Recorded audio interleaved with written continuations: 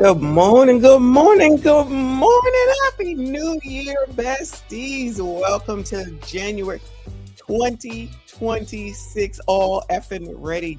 Yeah.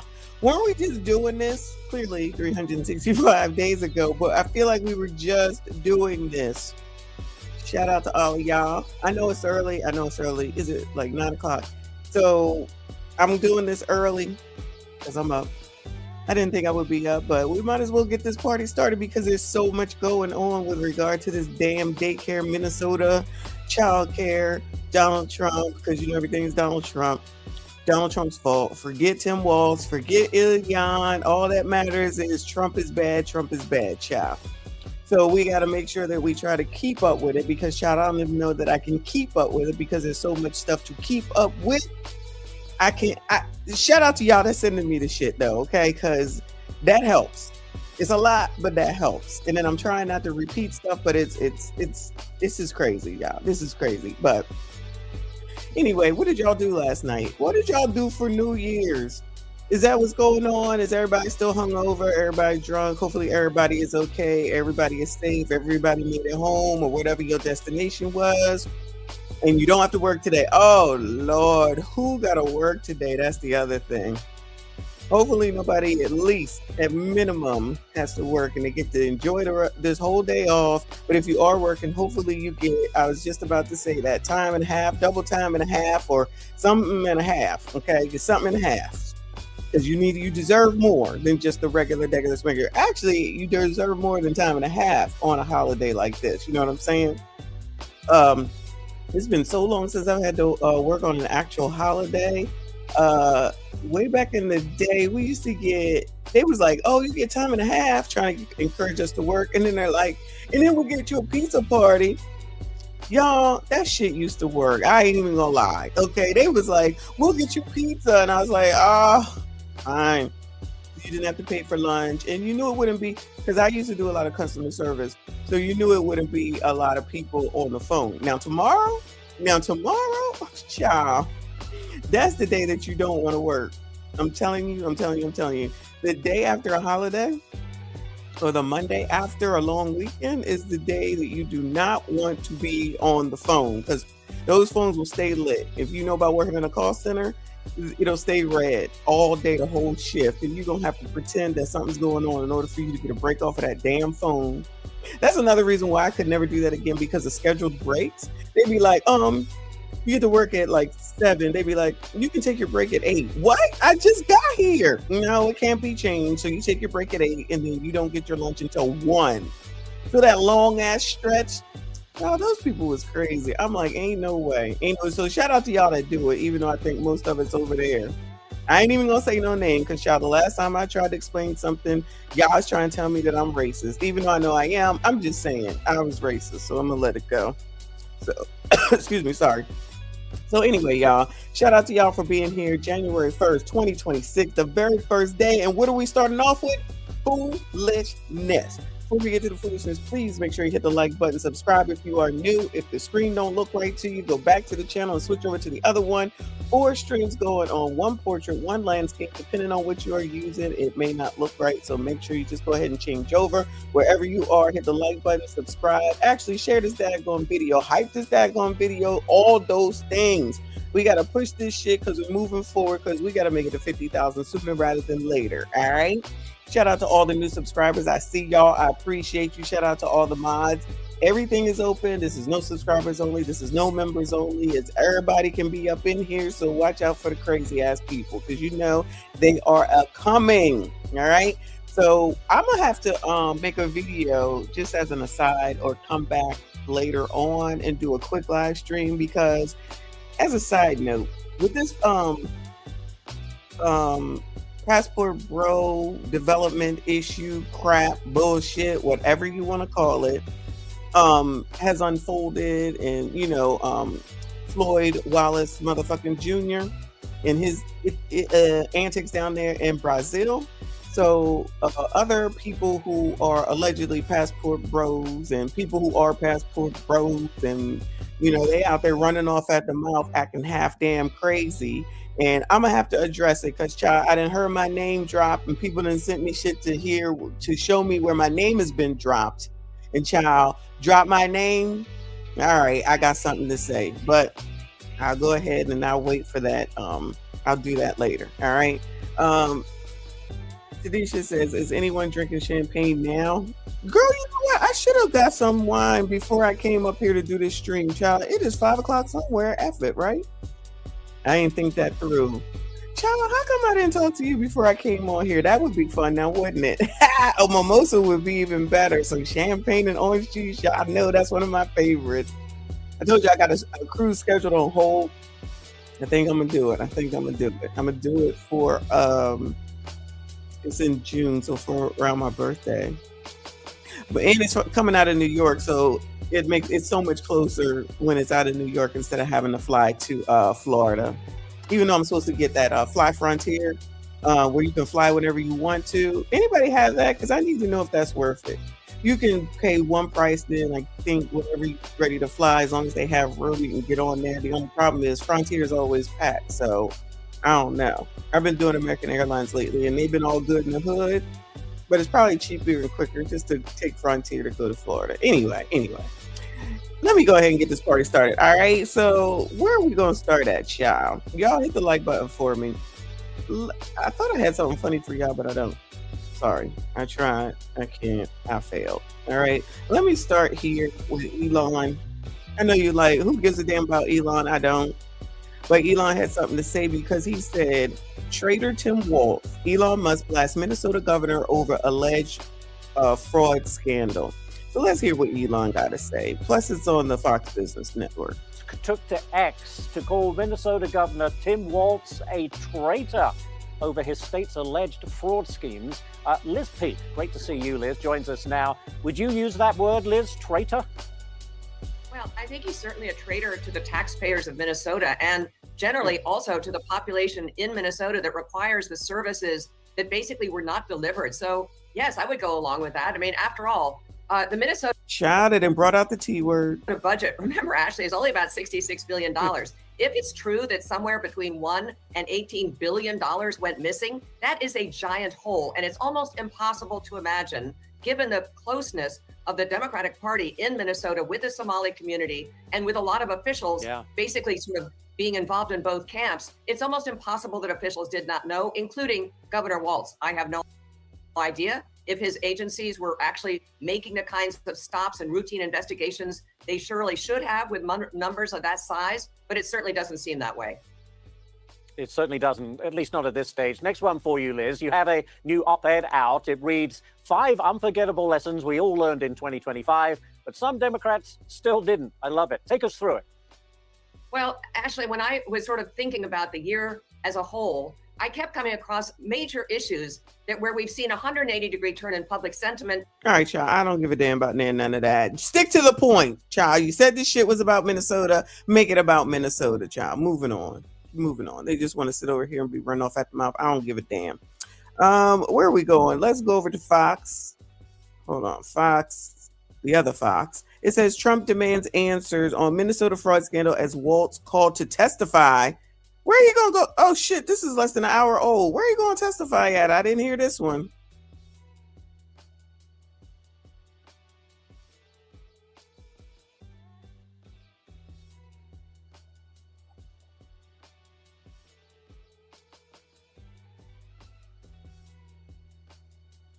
Ooh, Jimmy. And of course, I know you can't hear it because StreamYard is already StreamYarding. How come they didn't do any better for the damn new year? Hold on, y'all. I'm sorry. Hold on. But y'all, I didn't know they called a committee together, which they should. So Timmy, bring your ass. I think I need to call him Timmy from now on and explain yourself. Let us know what's up. And to be clear, President Trump was not in Washington, nor here in New York. He was down in Mar-a-Lago, vowing to get to the bottom of the Minnesota fraud scheme while celebrating the New Year last night. And it comes as the state's governor, Tim Walz, is called to testify in front of the House Hold on. So I gotta watch out and address some of these. If you're gonna try to break bad and be an asshole, at least get your words right. YOU''RE. Anyway, moving on. Committee. Yeah, always here with breaking news. Rebecca Castro joins us now from Washington, D.C., and she's got the latest. Rebecca. Joey, good morning. Governor Walz has acknowledged fraud is a major issue in Minnesota and says he's accountable for fixing it, but it's not clear yet if he will agree to testify before Congress next month. Agree. Multiple federal agencies are currently investigating the fraud allegations involving child daycare centers in Minnesota, which prosecutors say may have cost taxpayers billions. The U.S. Department of Health and Human Services has frozen all federal child care payments to the state, but President Trump says Minnesota is just the beginning. I know all those liberals are all upset and mad, including people that don't know the difference in your, and your. But your president, whether you want to acknowledge it or not, said, fuck yeah, we ain't giving you shit. Figure it the fuck out. And we'll see what happens. Timmy, he will decide whether he wants to come to this, whatever they want him to do, this board meeting, whatever the fuck it is, and we'll see what he has to say, because these Somalis who are not black, let me make sure I keep saying that, the Somalis, because y'all said y'all wasn't black, we accept that. Y'all ain't black, we'll see what y'all's asses do. Whatever you want to be called, we'll see what y'all got to do when the time comes. They stole $18 billion. That's just what we're learning about. That's peanuts. In California is worse, Illinois is worse, and sadly New York is worse. A lot of other places. So we're going to get to the bottom of all of it. It was a giant scam. Other than that, we're going to have a great year here. The House Oversight Committee will start holding hearings on this next week, and Chairman James Comer wants Governor Walz and his Attorney General to testify in February, saying they've either been asleep at the wheel or complicit in a massive fraud involving taxpayer dollars in Minnesota's social services programs. In response, the governor's office said, we're always happy. Before I go on, this oversight committee, it's an oversight committee. Before I go on and we go on, isn't it interesting how peons, can talk about, oh, everybody's doing it, you just mad, and people like Tim Black said, it's racist and all this other shit, and everybody is doing it. It's always, but white people do it too, because basically that's what that is. So let's just let that shit go. Don't worry about it until something happens to those motherfuckers. Then I promise you they'll have something to say. Say I'm lying. Let somebody come do something to them, steal something from them, and then they'll be knowing what what to use at that point. I promise you. Good morning, Boo. Trend FDNHT. He said, Happy New Year's, MSD Queen. Stay your black ass in this year. In where? In the house this year? Okay, good luck with that. Shout out to all of y'all. Hit the like button for me. Subscribe if you are new. To work with Congress, though this committee has a track record of holding circus hearings that have nothing to do with the issue at hand. While the governor has been working to ensure fraudsters go to prison, the president has been selling pardons to let them out. Now, the DOJ has been investigating this fraud for months, and Attorney General Pam Bondi says 98 people have been charged and more than 60 found guilty in court. Back to you guys. Thanks, Rebecca. And because 60 got taken down, then everything's fine. Then everything is fine. Turn the spigot, as they said yesterday, back on, because as long as 60 was taken care of, everything is everything. Unclear if Governor Walz intends to show up to this hearing. Yeah, it's so funny they talk about you're racist, and some of the pundits, even politicians, have said, well, some of these people might be Somali. 90 some odd have been charged. I believe, Griff, the number is 80. So 98 have been charged. 85 are Somali. Yeah. Well, all right, so not all. It's not all of them, but it definitely. It's not even the point that they are even Somali or all Somali, in my opinion. That doesn't even matter. They're making it an issue, not Somalis. I don't know who's making it an issue. The Democrats, the Republicans. I don't know. I don't give a fuck about none of that. I don't give a fuck about none of that. It's the freaking fraud. It's the money. That's the problem.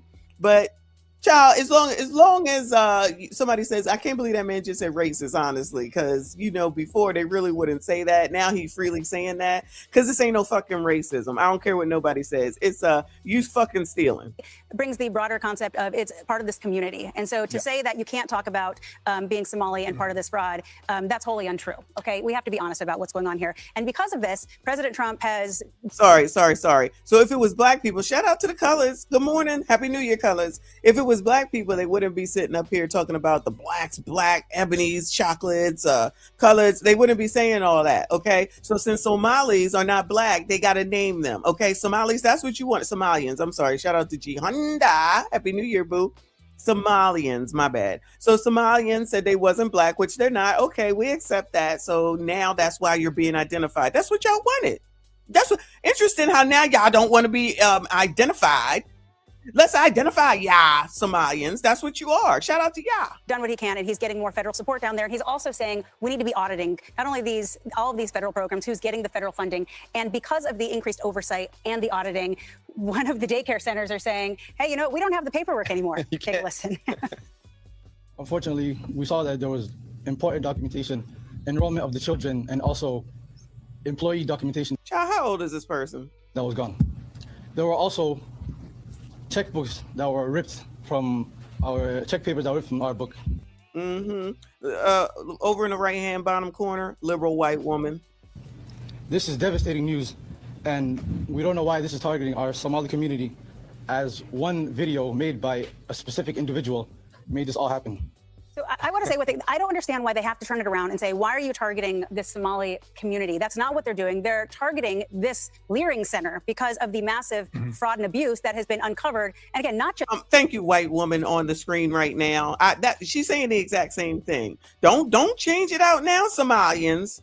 This is what y'all wanted, Somalians. That's good. We good. Blacks, African Americans, FBAs, colors, ebonies, chocolates, whatever you want to be called today. All right? We not in this shit. Stay out of it. It's all for them. Good luck to y'all. Good luck to y'all. Just a part of some of these daycare centers, but much broader throughout the entire state. Well, and to be clear, so that individual, and by the way, the plot thickens because the Minnesota police showed up, responded to the break-in, and found no evidence of actually these documents or other things being taken. We'll see where that goes. All right, Fox, you stealing my thunder. All right, so we got to get to what they're talking about in 1 second. Let me first acknowledge Jafari the Finest, a member for 21 months. Shout out to you. Happy New Year, boo. He said, funny when you think about it. Entire countries throughout history have been leveled and wiped off the map for less money than what this fraud involves. Well, I can believe that, but the thing is that people around that I've been seeing as I've been watching this are making so many excuses for this. Like, it's not a big deal. Let it go. This is just one state. Don't think we're not, us over here, for all the new people, us over here, these busties, the regular smegulars, we already know that this is in more than one state. If y'all think that this is some sort of attack specifically on Somalians, it is not. They just happen to be Somalians. And you got Ilyan, who quiet as a church mouse. Anybody heard from her, Bueller? Y'all ain't sent me shit that she had said nothing about nothing. Letting Timmy now in the spotlight, let him cook, I guess. But y'all out here bragging about what y'all done. You came here, you made it great. Minnesota should just be little Somali and let us have it. And we doing great things. We doing better than we doing better than we better than Americans. Okay, that's what they over there saying on Tickety Damn Talk. We done already heard it. If y'all don't know, watch the other videos of the live streams or go on over to TikTok, child. They over there bragging, or at least they were.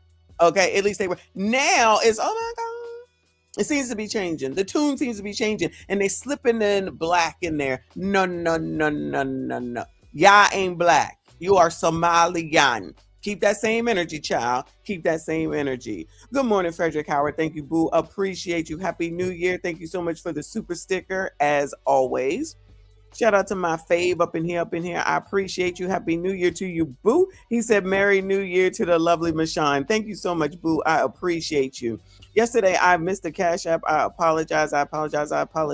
Let me go ahead and acknowledge. I'm bringing it up. Lydell LJ, I appreciate you. Very generous Cash App from you, boo. He said, hit him up. And I am going to do that. So thank you all so much. Shout out to y'all for being here this early in the morning. Hit the like button, subscribe if you are new. Let's go on over here to KSTP. I don't know who the hell they are, but they say answers remain elusive on how Minnesota officials detect fraud in child care programs. Okay, so they don't understand what's going on. Neither do we. Let us know what's up.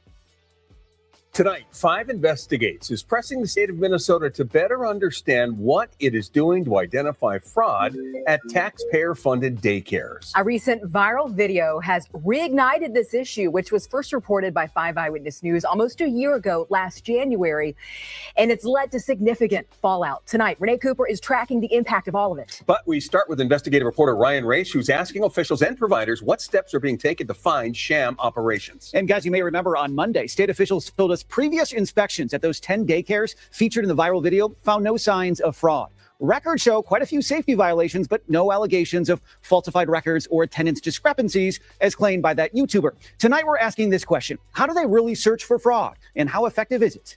At the state capitol today, providers put on a united front, pushing back against attacks and generalizations. They were joined by a representative from the state. White people, specifically liberal white women. That's what we have. They were able to mobilize that quick, y'all. Now, how many times have I said, where are the people in Minnesota? How come they're not saying anything? How come they're not in front of Tim Tom's house or wherever he works? How come they're not in front of how come they not in front of Ilyan's house? Why aren't they with the wherever the mayor is, whoever the fuck that is, the AGs and all them people? How come they not saying anything? They quiet as church mices, right? Because you certainly can do that no King's protest real quick, right? You could do all these other protests, but y'all ain't got nothing to say about none of this now. Now, all of a sudden, they done mobile fuckalized, and now they out here talking about, oh my God, you can't do this to us. How dare Donald Trump do this to us? Liberal white women, please stay away from me.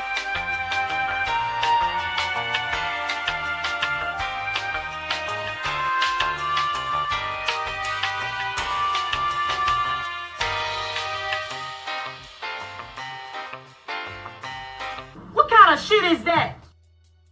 Attorney General's office reading a statement from AG Keith Ellison. I've been holding fraudsters and scammers accountable for years and will continue to do so. Afterwards, I asked what we've repeatedly asked the State Department of Children, Youth, and Families, but have not received a response. What sort of signs of fraud do inspectors look for when they're doing these inspections? Yeah, I would love for the provider who's been part of one of those investigations to speak to her experience. A spokesperson for the AG's office later told me the inspections fall on DCYF, and they only have the authority to investigate and prosecute Medicaid fraud when credible allegations are shared with us. My experience is that child care providers are part of randomized audits all the time for child care assistants. They come, they ask you for your attendance records. It is extremely detailed. For example, if you have an X instead of an A for absent, that's considered a ding against you. According to providers, the state makes fraud determinations based on paperwork that's applied to them. But again, we've asked DCYF for clarity.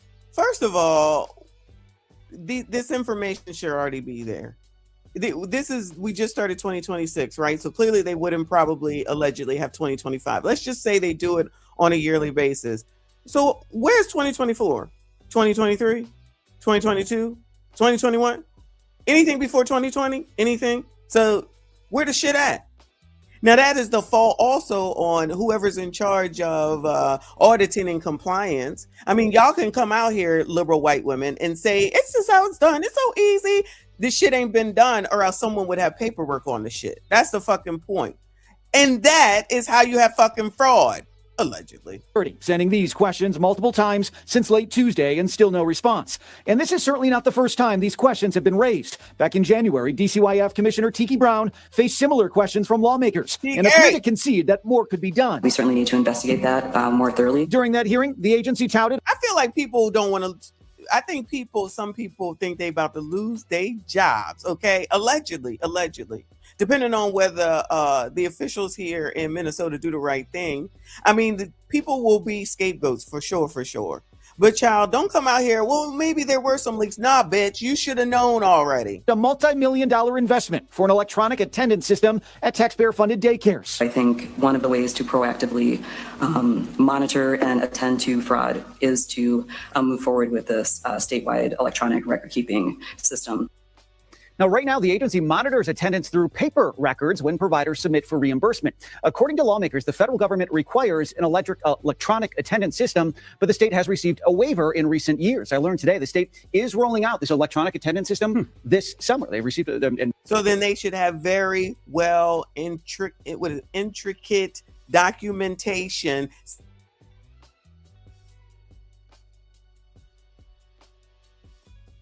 as them. Make these people do what they supposed to do, follow the damn rules, especially when they're getting the daggone money. Anyway, that's enough of that. Moving on, child.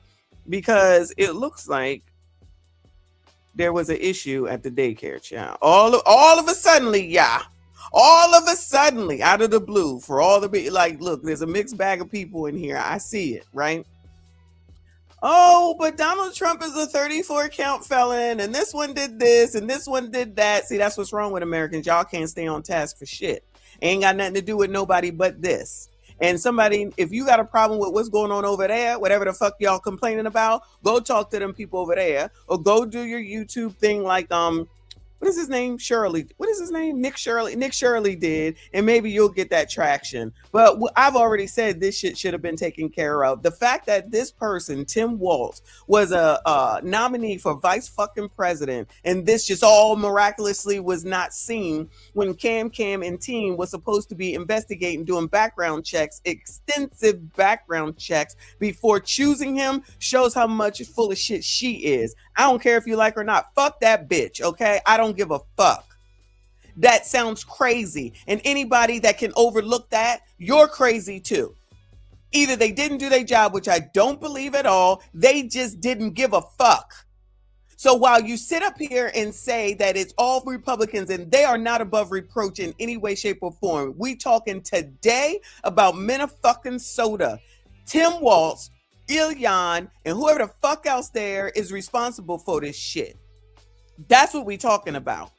And whatever is going on in other states, it'll come out too, because Ohio looks like they next on the fucking list. Now, we already know that there's amount of fraud in everything. I have worked in welfare, food stamps, all that shit. I know that there be fraud. On this type of level, it's something freaking different. Biatches be lying with paperwork, with where they live and who be filling out the documentation, all to be stealing and scamming for $300 worth of food stamps. All right. As long as you leave me the fuck alone, I'm gonna let you ride because I don't really care. But if you bother me about this shit, I will refer your ass to fraud. Now, whether they do something about it, that's a totally different story. But auditing and compliance, doing a compliance check on this type of shit is required and mandatory. So that whole ass team of people should be taking the fuck on up out of here, losing their jobs. That's what I mean. Let's be clear, child. Let's be clear. Losing their fucking jobs. And I promise you, they worried about it now. I promise you, they are worried about it now. So this is Fox 9, wherever the fuck this is. Somali-run daycare in Minnesota says it was broken into. Oh no! How convenient? Who? I'm raising my hand. I'm asking a question, child. What would anyone be breaking into a daycare center for, child? Bueller. I'm gonna need somebody to help me understand. If y'all were gonna rob someplace, allegedly, would the first place that y'all be robbing is a daycare center, Bueller? Would the 10th place be that you would be robbing a daycare center, Bueller? Would the 100th place that you would be robbing be a daycare center? What would we be? Trinidad, so y'all robbing for diapers? This what y'all doing? Y'all, you telling me that this sounds normal? A Somali-run child care center sharing this surveillance video with Fox 9 of what they believe is an attempted break-in. Many child care centers says it happened just after midnight as they reported it, and they reported it to police. Now, it comes the same night another Somali-run child care center says somebody broke in and vandalized their building. Nokomis Child Care Center says important paperwork was stolen in the process. Our Leon Purvis heard from both facilities and joins us with what they had to say. So, Leon. Simone, Kelsey, two of the daycares tell me tonight they are concerned for their child care center and employees. Another claims that important paperwork was taken from them. A Somali-run child care named Mini Child Care Center. Child, did y'all hear that? They said somebody broke in to take paper. You cannot make this shit up. So when y'all breaking in, so Trent, you're wrong. Then people don't break into daycare centers to get diapers. They break in to take paperwork. So y'all really, some of y'all liberal ass, progressive ass, bum ass motherfuckers are really thinking and believing that someone took the time to break in to a daycare center to steal paperwork. That's what we saying? That's what y'all really believe in? All because of a YouTuber. Oh, all because of a YouTuber. Yeah, that's so deflect. Because does anyone in America admit when they did wrong, Bueller? I'm raising my hand to ask a question. Anybody in America ever admit that they did something wrong? Take any accountability? Oh, okay. All right. No, I'm sure when I decide to do some crime, the first thing I'm going to do is to break into a daycare center so that I can take their paperwork. And Kelsey, two of the daycares tell me tonight they are concerned for their child care center and employees. Another claims that important paperwork was taken from them.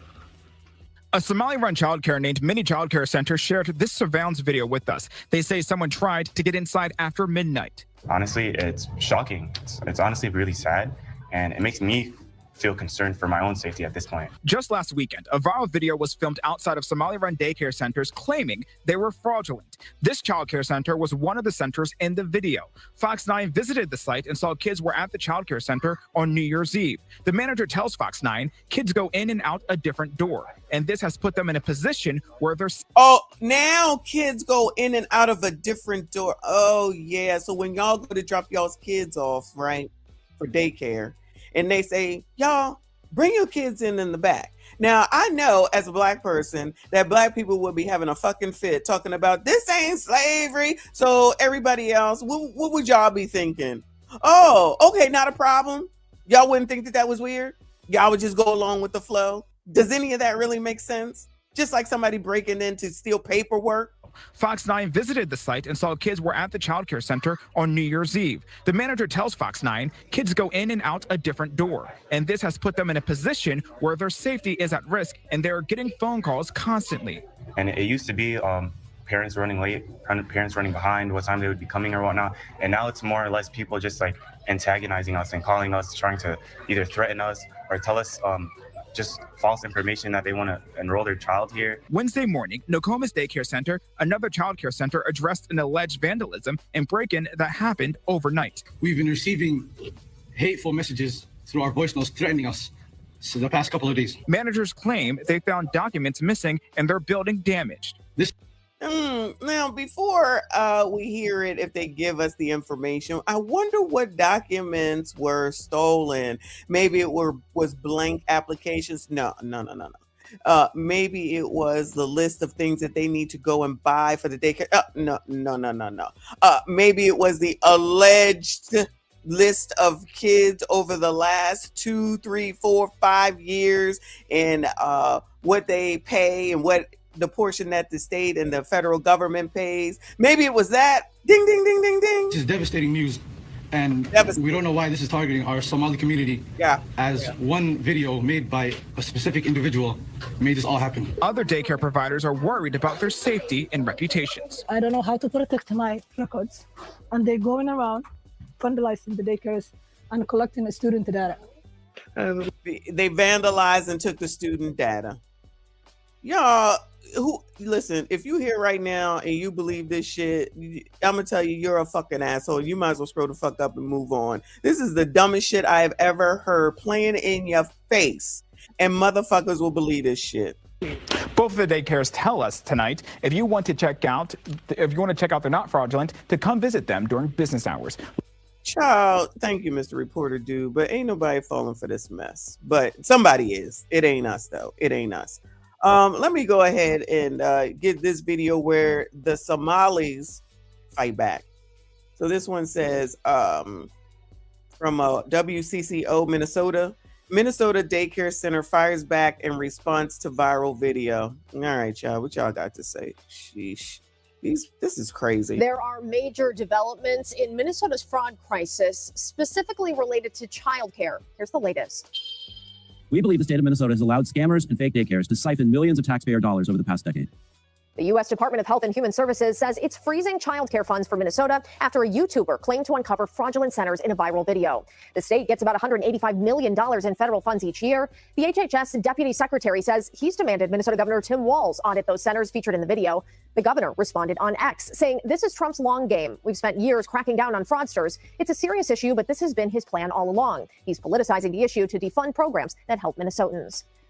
Now, we talked about this statement yesterday from Tim Tom, and he over here talking about, I think when Trump was born, in his brain, somewhere, somehow, he said, you know what? I'm going to live my life to work to take down Timmy over there in Minnesota, and I'm going to find a way, like one of them cartoons from back in the day. Shout out to Generation X. He's sitting over here talking about the long game from President Trump. Like all Trump was ever thinking about. Child, I didn't even know who the fuck Tim Walz was prior to Cam picking this nigga. Okay, so they can go on somewhere. He can go on somewhere with this. He sound crazy too. Can they get somebody to help them with the lies, child? They need somebody who can help them with the lies. Child, go call Diddy or something, child, because he's a lot better at this than y'all are. Some of the featured child care centers are firing back. This one says footage from their security camera proves kids were present when the YouTuber stopped by. Our Connor White went there to take a closer look. All new at 10.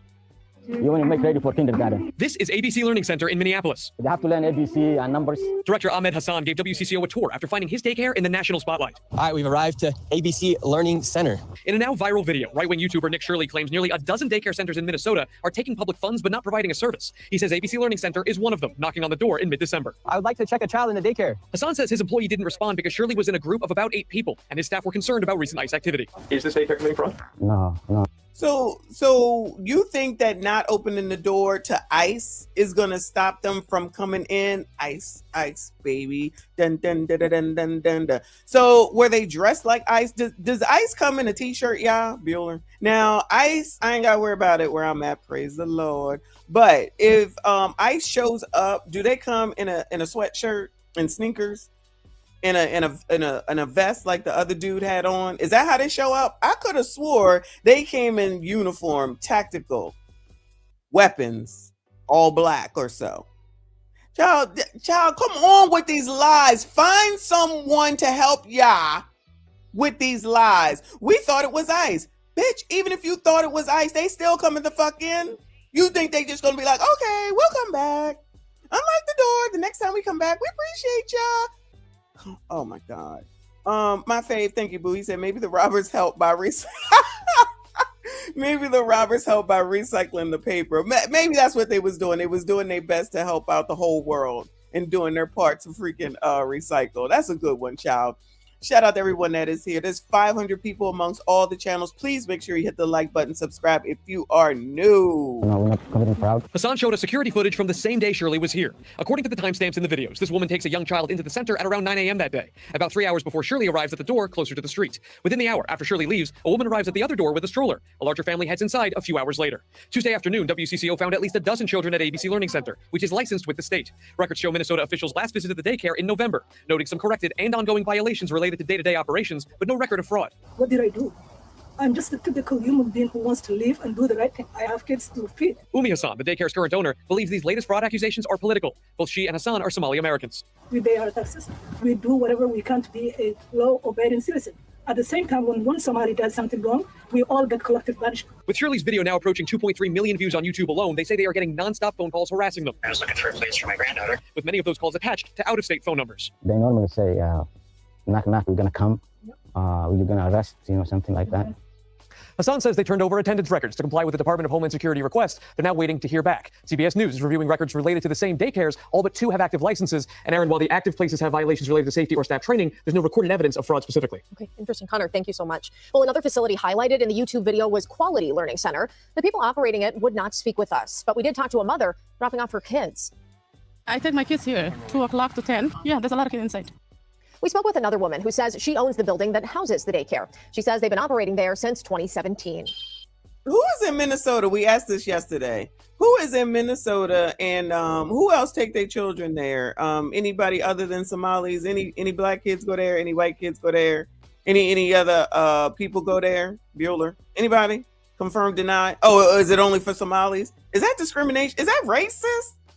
Oh no! Do we really have some racism going on around here? New tonight, this child care facility says it's dealing with the fallout of fraud allegations. The Nokomis Daycare Center in Minneapolis says vandals did extensive damage there overnight. They believe divisive and hateful rhetoric toward the Somali community is to blame. We expect to learn some more details tomorrow. Federal agents are conducting a, quote, massive operation in Minneapolis right now. The Department of Homeland Security has posted these videos of agents going door to door at suspected fraud sites. The daycare investigation represents a new front in Minnesota's fraud fight. More than 50 people have been convicted so far in the $250 million COVID-era scheme involving Feeding Our Future. Prosecutors believe fraud in 14 state Medicaid service programs could total $9 billion. We already know that there was a lot of fraud with regard to things that were going on during C-19. So if they going after the people with the PPP loan frauds, which they still are, regardless of what people think, people getting arrested, going to trial, going to jail, having repayment programs, whatever it is that's happening is trickle, but it's still happening. So people were saying, oh, well, they let the people with the PPP be forgiven. No, they haven't. So y'all shouldn't be either. I don't know why people think that these people in Minnesota, not specifically Somali, should just be let off the fucking hook. Why? Because they're Somali? So y'all pick and choose which particular group of people y'all gonna side with? Is that what y'all saying? Because y'all want to so badly believe that this is all because of Donald Trump, because when he was born, he said he was gonna go after Timmy. Child, if y'all don't go to hell, let me go over here to the right-winged angel and see this video that he said here. Now, shout out to everyone that is here, but I specifically said to Black people, do not get involved with this mess. Do not get involved with this mess. This is not our issue. Somalians said they were Somalian and that they weren't Black, and that's fine. We were never offended by that. We Somalians, we Somalians, we Somalians. So continue to be Somalians. You ain't Black. They try and stick they Black up in there, y'all. Pay the fuck attention. You are not Black. You are not Black. You are Somalian. And we love that for y'all. We love that for y'all. Good luck to y'all. So this says, Black American refuses to defend Somalis. This is from the Right Winged Angel on Instagram. It says, I'm tired of these people. Saying Black people should unite. Oh, hell no. We can unite. Yeah, we can unite, but not for this bullshit. No. Not for this bullshit. No. Now, y'all take that on the chin, child. No, bro, we are not uniting with you. Right Wing says, this man is 1000% correct. Somalis are not Black Americans. We are not the same. Their culture is not compatible with ours. I'm not defending or aligning with anyone just because they share the same skin color as me. Well, they barely share the same skin color, child, because when the white bitches go out there and they be getting tanned up, y'all already know it's true. Don't fight with me, fight with your mom. They be trying to look a little dark, and then they be coming through, and it's like, girl, I can see that you white. I see that you tan, but I can see that you white. So let's not go by skin hue. They specifically said, and they put it on Twitter and TikTok and was emphatic about the fact that they are not Black. You got your wish, child. You got your fucking wish. Come on, child. Because they was living it up like Ja Rule. America, let me get this straight. Somalians are not Black. They are Somalians. And I don't understand why they trying to act like, oh, we people of color. No, you are Somalian. There's no such thing as people of color except Black Americans. Kamala Harris is not a person of color. She's Indian. Let's get that straight. And I'm tired of people. I'm tired of these people. Every time something happens.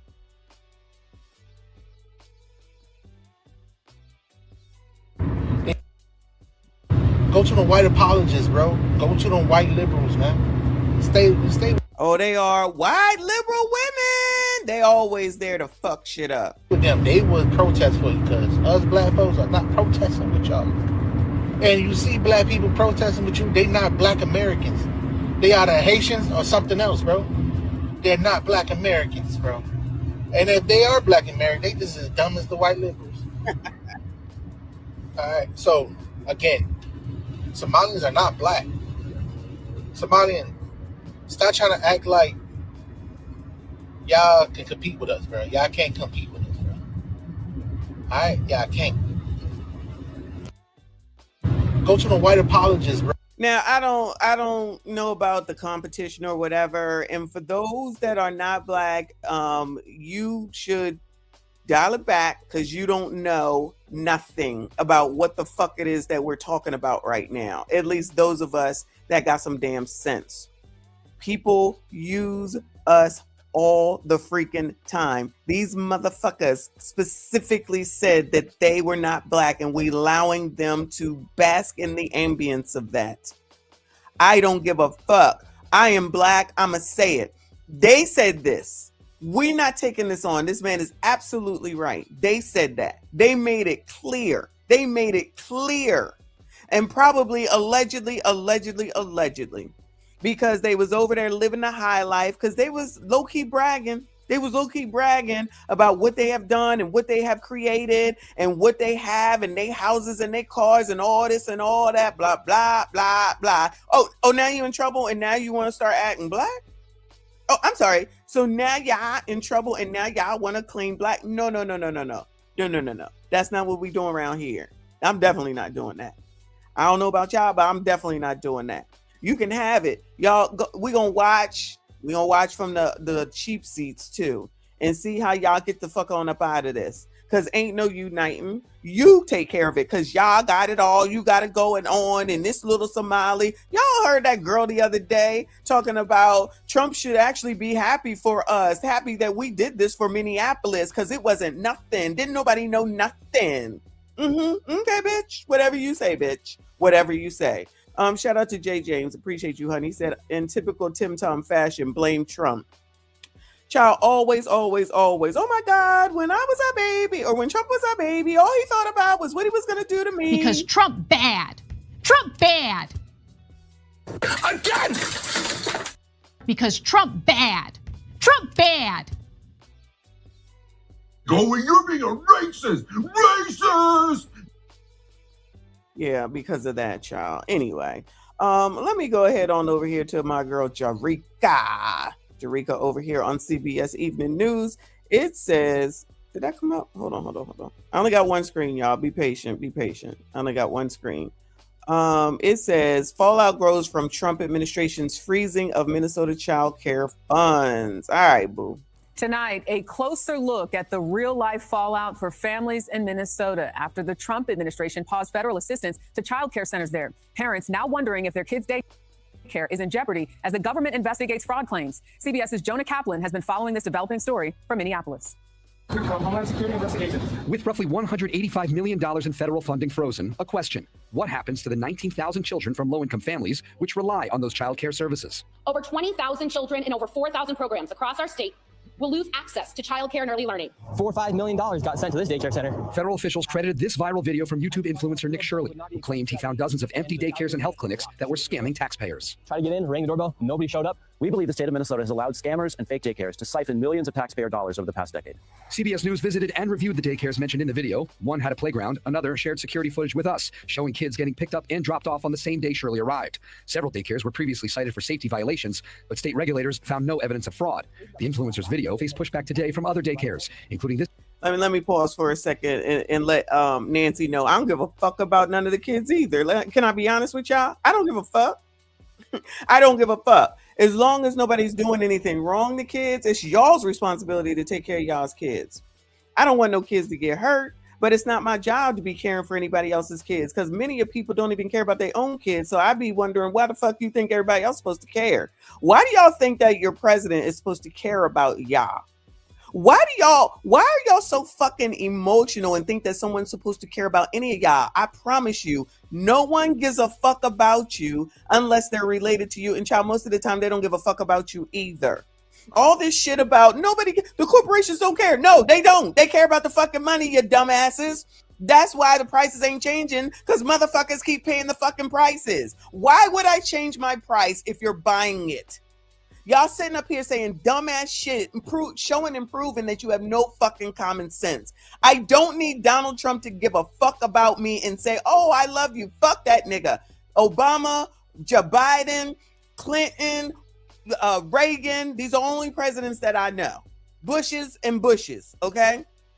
I don't need them to care about me. I need them to make fucking laws that are equal for all of us to take advantage of. That's all the fuck I need. I don't think where I work, I don't think they fucking care about me. And guess what? Let me let y'all in a little secret, child. In case y'all don't know, especially since a lot of y'all are new, let me give you a little secret. I don't give a fuck about none of them either. Not near bit, okay? So if y'all want to sit up here waiting for someone to care about y'all, good fucking luck to you, okay? Now, I don't want no kids ever to be hurt. That's not what this situation is about. I never want anything to happen to any kids. But when y'all don't take care of your kids and they turn into fucking gremlins and they out here doing bullshit that they shouldn't be doing, I don't give a fuck about them then for sure. Because you didn't care enough to make sure that they weren't criminals, massers, jackers, or none of that. Let me make this clear, okay? So y'all waiting for political people to care about y'all? Y'all out of your fucking mind. Keep waiting.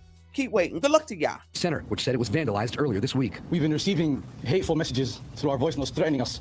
Beyond Daycares, there's no question Minnesota is reeling from a fraud crisis in other social services programs. Federal prosecutors have charged more than 90 people since 2022. More than 60 have been convicted.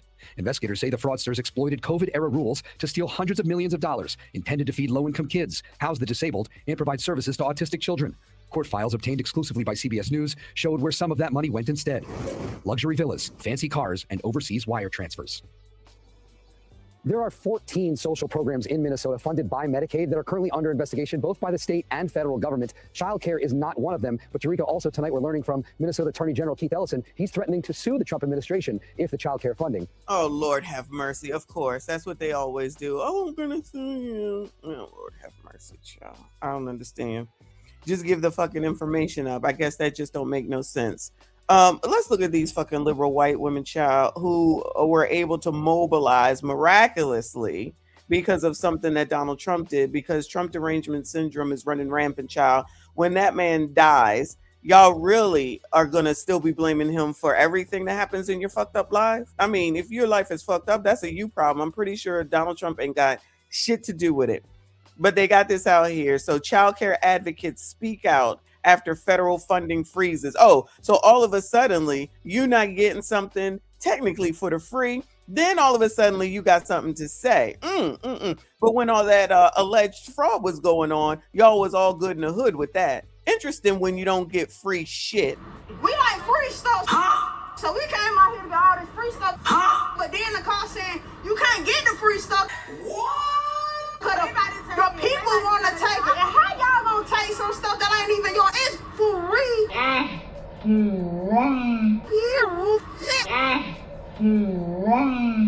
So I got my 2 baskets and took the bus or whatever.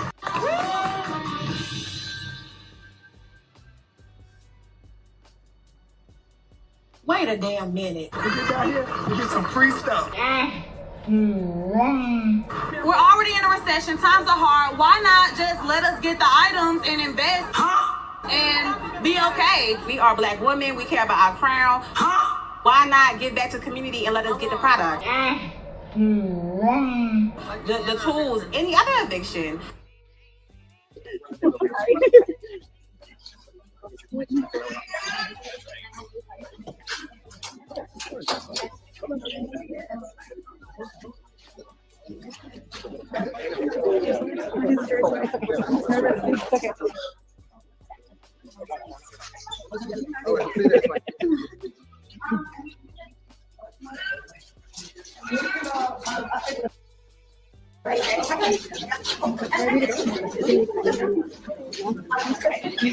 All right. Hello and welcome. Let me try this again. I can't. My name is spelled AMANDASCHILLINGER. Many people in our childcare community are afraid to come forward and share their stories today because they are being targeted. I am glad to be able to be here today to speak in support of them. Here's what I would love to be doing right now today as a childcare center director. I would love to be singing and dancing and playing and reading with children. I'd love to be welcoming families and supporting staff. I would even love to be doing year-end paperwork, but instead, I need to be here. I need to be supporting our childcare industry and the hardworking and dedicated Somali childcare community who are being unfairly vilified, and to make sure that our families and families throughout this great state have childcare and early learning programs for their children, and to make sure our staff have jobs. So let's be honest about how we really got here. Our president decided he doesn't like the Somali community and he wants to destroy them. Speaker DeMuth and the GOP caucus sent a YouTuber out to create the narrative they want out there, not the truth. Oh, so the Republicans sent Nick Christie out there. Well, where's the proof of that? Oh, some of y'all won't give a damn about that. As long as they say it, then it must be the truth, right? Okay, whatever. What they want you to believe. The childcare system in Minnesota is very complicated, even for those of us who have worked in it for decades. So I can understand that it is easy to believe what you see on social media. But the truth is that Minnesota has guardrails in place to make defrauding the childcare system extremely difficult. Minnesota does investigate suspected fraud in childcare and hold people accountable. And they will continue to do so because fraud is... Before LWW continues, this large LWW continues, where y'all work, if you work and you're not self-employed, okay? If they came into your sector of wherever the fuck it is that you work, right? And they say it's time for y'all to produce the documents on what the hell it is that y'all did this year, and you couldn't provide it, would y'all still be working there? That's all I'm saying. I mean, in normal places, specifically corporate America, you better have them damn records. You better have them damn records. There's no ifs, ands, or buts. So this could all be shut down quickly if they just produce the records. Oh yeah, they got stolen. My bad. Never acceptable. But cutting off childcare funding to everyone in the state is not the answer, and it's not acceptable. That's right. That's right. So what does it look like when Minnesota childcare funding is frozen? Over 20,000 children in over 4,000 programs across our state will lose access to childcare and early learning. Their families will not be able to go to work because they don't have childcare. Our childcare center and others like us will have to close our doors. 75% of the children at our program qualify through the state for childcare funding. We can't afford to continue to operate if we lose 75% of our enrollment. Without childcare assistance funding, our center will close within a month. As those families no longer have money to spend because they don't have jobs, because they don't have childcare, other businesses in our communities will be impacted by a loss of workforce and by a loss of income. And many will have to close their doors as well. You see, freezing childcare funding does not just impact families and children, it impacts everyone. During the COVID pandemic, we learned how vital childcare was to sustaining our state and country. If we allow this funding freeze to happen, all Minnesotans are going to suffer. We cannot succumb to hate and fear-mongering. It is not who we are as Minnesotans. We are people who surround our communities with love and support. So instead of tearing down our Somali community and our childcare centers, let's lift them up. Let's make sure that our children have safe places to learn and grow.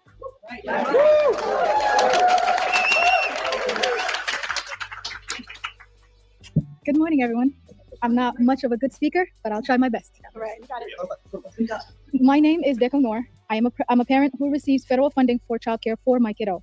Over 20,000 kids will lose access to childcare programs. And that 20,000 thousands of children rely on childcare, and thousands of parents rely on childcare. Therefore, if childcare will, oh my God. Take your time. I'm currently a medical student. I rely on childcare. I work. If childcare is cut, I'm unable to work or go to school. I understand fraud is bad.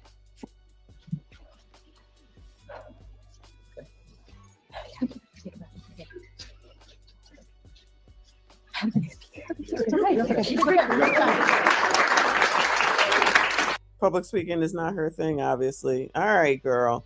Woo, they pouring it on thick, ain't they? No offense against that young lady just now, but LWW, the first one, Large Marge, child, girl, we're not trying to hear none of that. It's as simple as just proving, supplying the documentation. That's it. As simple as that. Y'all should have you know what? Honestly, we're in 2026 now. Shout out to y'all. Happy New Year. Don't you have a computer system, a hard drive, something sophisticated more than y'all? Them cabinets that they showed are cabinets that I used to see back in 1980s. A filing cabinet. I didn't even know what it was called. A filing cabinet, y'all. Who the hell in 2025 is using filing cabinets when you have a sophisticated type of business and you're receiving funds like that? So you're receiving millions of dollars and you're using a filing cabinet. Come on, y'all. You are receiving millions, hundreds of thousands of dollars, and all you have is a black filing cabinet from the 80s. All right, child, believe what you want. Mr. Clay, appreciate you, hon. Thank you so much. Happy New Year to you. He said, good morning, Dr. Messi, Esquire, and salute to the chat. Happy New Year 2026. Yes, Happy New Year to all who are here. Shout out to 400 of y'all approximately. Please make sure you hit the like button, subscribe if you are new. All right, another LWW up on deck. Good afternoon. Thank you all for being here. My name is Carly Gatiza-Wattoon. I am state representative. I am the DFL co-chair of the Children and Families Committee in the Minnesota House of Representatives. Our job as lawmakers is to show up every day to make Minnesotans' lives better. And Minnesotans deserve to be able to trust that each and every taxpayer dollar is being used responsibly to meet our collective needs. And due to bad actors, that trust is in jeopardy. I'm just as mad as you are. Criminals taking any dollar that is meant to help children and families in the state of Minnesota is completely unacceptable. We're taking fraud seriously. We're working every day to improve our systems, hold those criminals accountable, and move our state forward. That's why it's incredibly frustrating to me that Donald Trump and Republicans want to use this as a political vehicle to cut funding entirely to our state. It's irresponsible, right? It's irresponsible at best, and it's despicable at worst. to cast blanket dispersions on those caring for our littlest Minnesotans, particularly those of Somali American descent. Imagine if a few people stole food from one of the nation's largest grocers, and instead of strengthening their safeguards, they just decided to stop selling food entirely. Imagine that the country's largest health insurance provider was under federal investigation due to fraudulent claims. And before that investigation was complete, the government just decided to stop funding Medicare and Medicaid entirely. Using a broad brush to eliminate the very programs that are helping Minnesotan families is not the answer. That's right. Fraud prevention is about policy and not politics. It's about solutions and not spectacle. But everything that we've seen from the federal government this week is about politics. President Trump is targeting Minnesota because his goal is to distract, divide, and demonize. He has shown— Yes, distract, divide, and demonize. That's what this is all about. Is it about Shirley? Is it about Trump? Is it about the 90 some odd or however many people have already been arrested and convicted, or whatever happened with those people with the feed and funding place, whatever it is? Yeah. So that's supposed to be enough. You're supposed to let it go and everything's supposed to go back to the way that it was. This is what we would do in corporate America. You're supposed to find out what the problem, once you find out that there is a problem, you're supposed to investigate it to figure out where it started and when it stopped. And then you put guardrails in place to make sure that it doesn't happen again. Once you find out that there was a problem, not only do you fix it, but you correct back what you did wrong to the people that you wronged. And then they come back, meaning the same business, and reevaluate whether the guardrail that they put in place is still working. I promise you, none of that's going on. And I see y'all talking about the filing cabinet. And I'm not saying that you cannot have a filing cabinet, but you cannot tell me that you should not have as well a system. So if the place catches on fire, then you just asked out. That's what we're doing in 2026 now. So you have no computer documentation whatsoever. You don't use QuickBooks, for example, or anything, so that you could do a quick printout instead of having to go into the filing cabinet and pull all the paperwork out and take months in order to figure it all out. No, I'm not believing that. You can have both for show. But it's weird to me that they're like, oh, someone came in and stole the paperwork. All right, cool. Fire up that damn computer and produce it, print it the fuck out. Come on now, y'all. We gotta act like we got some damn sense here, because these people on screen certainly don't. Over and over again, that instead of working to solve problems, he points fingers and places blame on a particular group of people. In order to distract Minnesotans from his unpopularity, his failed tariffs and rising prices, his corruption, he's attacking and defunding Minnesota. So what does this have to do with Donald Trump at this point? Yeah, okay, he stopped the funding. But again, they always are ignoring Tim because Tom. Trump bad. Trump bad. Is ignoring anything going on in their state. They're not even like saying such and such is in charge of, and they produced the documentation and we saw it, because people can make FOIA requests. We learned that from Big Tiff. Shout out to Thornton Township, Dalton. People can make the FOIA request in order to get the information. So if people start making requests, they don't get the information. Well, not for daycares, not the personal information for daycares. I'm specifically speaking about the audits that were definitely done, the compliance things that were definitely done. They know that everything is in place. We'll produce that shit. Oh, at the end of the day, really, the people in charge of the government here that keeps track of the daycares and what they have and what they've been doing and what their numbers are, they can produce it. Honestly, the daycares actually probably don't have to, because if everybody was doing what they were supposed to be doing, it's as easy as that. And I know damn well that this government here in Minnesota has computers that they could punch in and print that shit out or send it off electronically. How come they not doing that? Deflection much? Y'all really think that this makes sense? Instead of just providing the fucking information, it's all this Trump is bad and Trump. Fuck y'all. No, it's Tim Tom. Where the fuck what does he have to say? What is he producing? Just talking. Give the shit up and it ends. They could easily say y'all are stupid with capital STUPIDs, and this really is a right-wing conspiracy, a MAGA conspiracy. Y'all full of shit. Y'all making shit up. Y'all just trying to make us look bad. Here you go. That's it. Because, child, when one of those regulators come into the banking facilities, for example, they don't have time to be holding press conferences. They don't have time to be saying somebody broke the fuck in. They got to produce that shit. So why don't they? In an effort to divide us, he calls our neighbors garbage.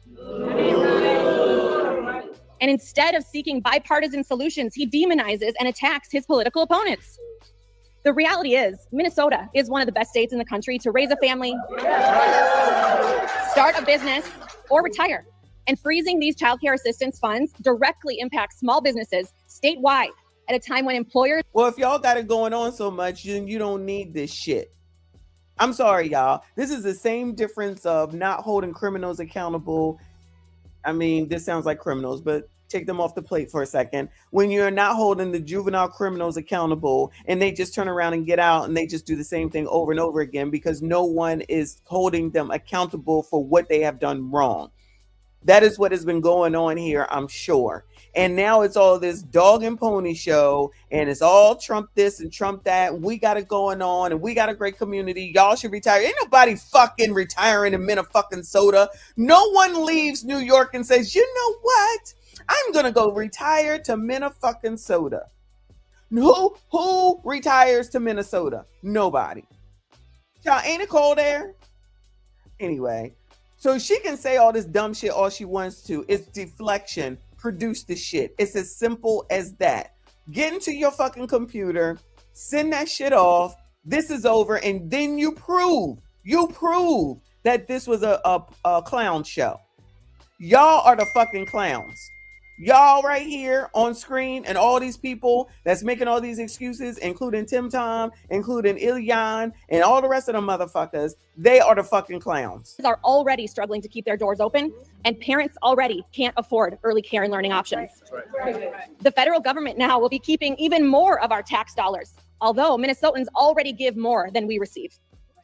It is my understanding that the Department of Children, Youth, and Families is working with their county partners, the teams at the OIG and the BCA on reports of alleged fraud, while the Trump administration continues to find any reason to defund public programs in order to give tax cuts to billionaires.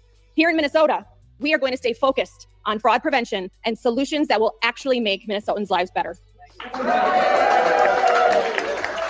DFLers will be doing everything that we can this session on top of fraud prevention to make sure that Minnesota stays a great place to live, work, and raise a family, even as Trump works to defund our state. Thank you.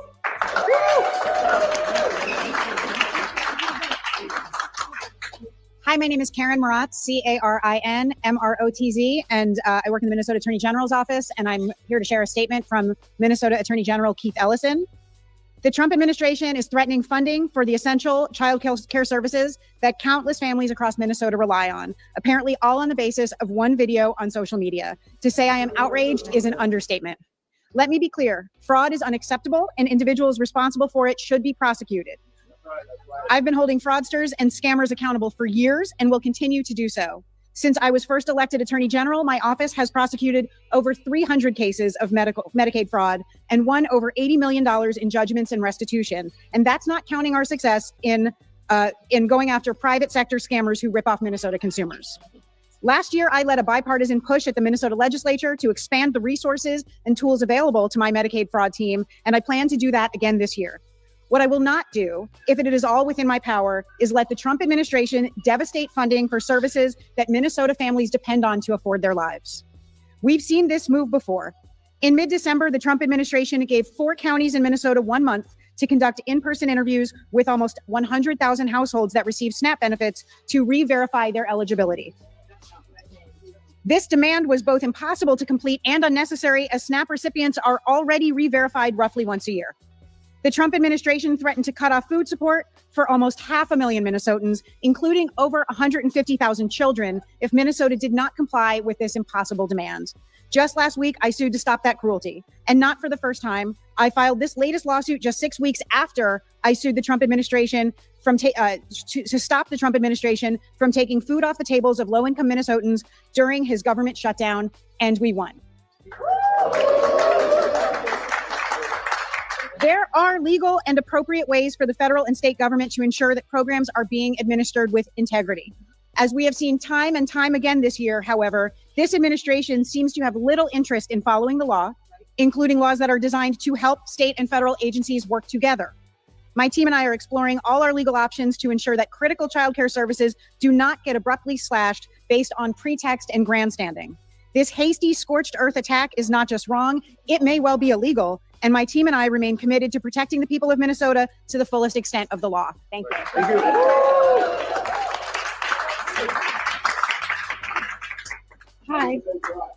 Hi, I'm Maria Snyder, and I'm a little nervous to be here today with you all. I'm a director of a child care center here in St. Paul, and I'm really proud of the. Oh, you know what? I've just realized it as I'm listening. These people, the last lady was the prosecutor lady, but the rest of these people are involved in daycare, so they now coming out because they're about to miss out on some money. That makes sense now, because it's like, so y'all ain't had nothing to say all this time. Y'all quiet as church mice, because these people here, these daycare centers are not necessarily, clearly not part of who the investigation is basically looking at. So since Donald Trump said all of y'all, so that's not discriminatory because he said all of y'all, now liberal white women want to come out here because they own the daycares. The rest of the daycares probably where the white people and the black people go. Because, child, they need to see the makeup of those facilities over there in the Somali community as well. Because help me understand why there's no requirement for diversity, allegedly, if there's allegedly kids there, okay? Now, white people don't like not getting their money, okay? Anybody don't like getting their money. Let me not even say that. Anybody don't like getting their money. But the liberal white women gonna come together and say, fuck that shit. I'm gonna need my money. Bitch better have my money. And now I'm gonna mobilize. Because when they was over there and y'all was bothering them over there, we ain't give a damn. Even though we Minnesotans and we care about Minnesotans and it's about Minnesotans. Now things have changed. Interesting how that works. Shout out to you, EJ. Thank you so much. Happy New Year, boo. He said, Trump's bad. Nah, that's my tax dollars at work. Absolutely, child. Interesting. Got this shit done in like 24 hours to have this shit. All this time, they ain't have nothing to say about nothing else. Work that we do at my center and across this state to provide care for children and families. Psycho just let me know that she had to skip school today and she just got emotional being here. And I feel like we all are feeling that same way. Like it's just the emotions are right there. It's not lost on me that there are providers who would want to be here but are afraid to be here. We all know, like Melissa Hortman serves here at this Capitol. Senator Hoffman continues to serve. And I'm here to speak because God didn't give me a spirit of fear. And I'm here to speak up on behalf of children, families, and providers. And no one invites children to come speak at these things. So here I am. You get me. My center was opened by my mom in 1998. She was a family advocate. And she saw that there was a really huge need for affordable childcare that was full-time in our city. So she opened our center. And like I said, we've been really proud to accept childcare assistance from the beginning because we believe that every child deserves access to high-quality early learning. Yes. Yes. Many of the families at my center are one paycheck away from becoming homeless. I'm not exaggerating. If childcare assistance is turned off, children can't come to care. That means their parents can't go to work. If they don't go to work, they don't. I'm sorry to interrupt y'all. Let me just go ahead and remind everyone about 40 days and 40 nights. And for those that weren't here and don't know what that means, that when the food stamps got cut off and everybody was out there wilding, they couldn't feed the cat, they couldn't feed the dog, and they couldn't feed their kids. Oh my God, how could you do this? Trump is racist, of course. All that bullshit, right? And I'm not saying that these people in Minnesota knew what was going to happen or knew that Trump was going to do this. But I stand by, if you want to depend on the freaking government to take care of your ass, then you need to be prepared for when the government changes their fucking minds, okay? So, ma'am Danby is over here fucking up, which we will get back to. Y'all wanted, not y'all, you know what I'm saying.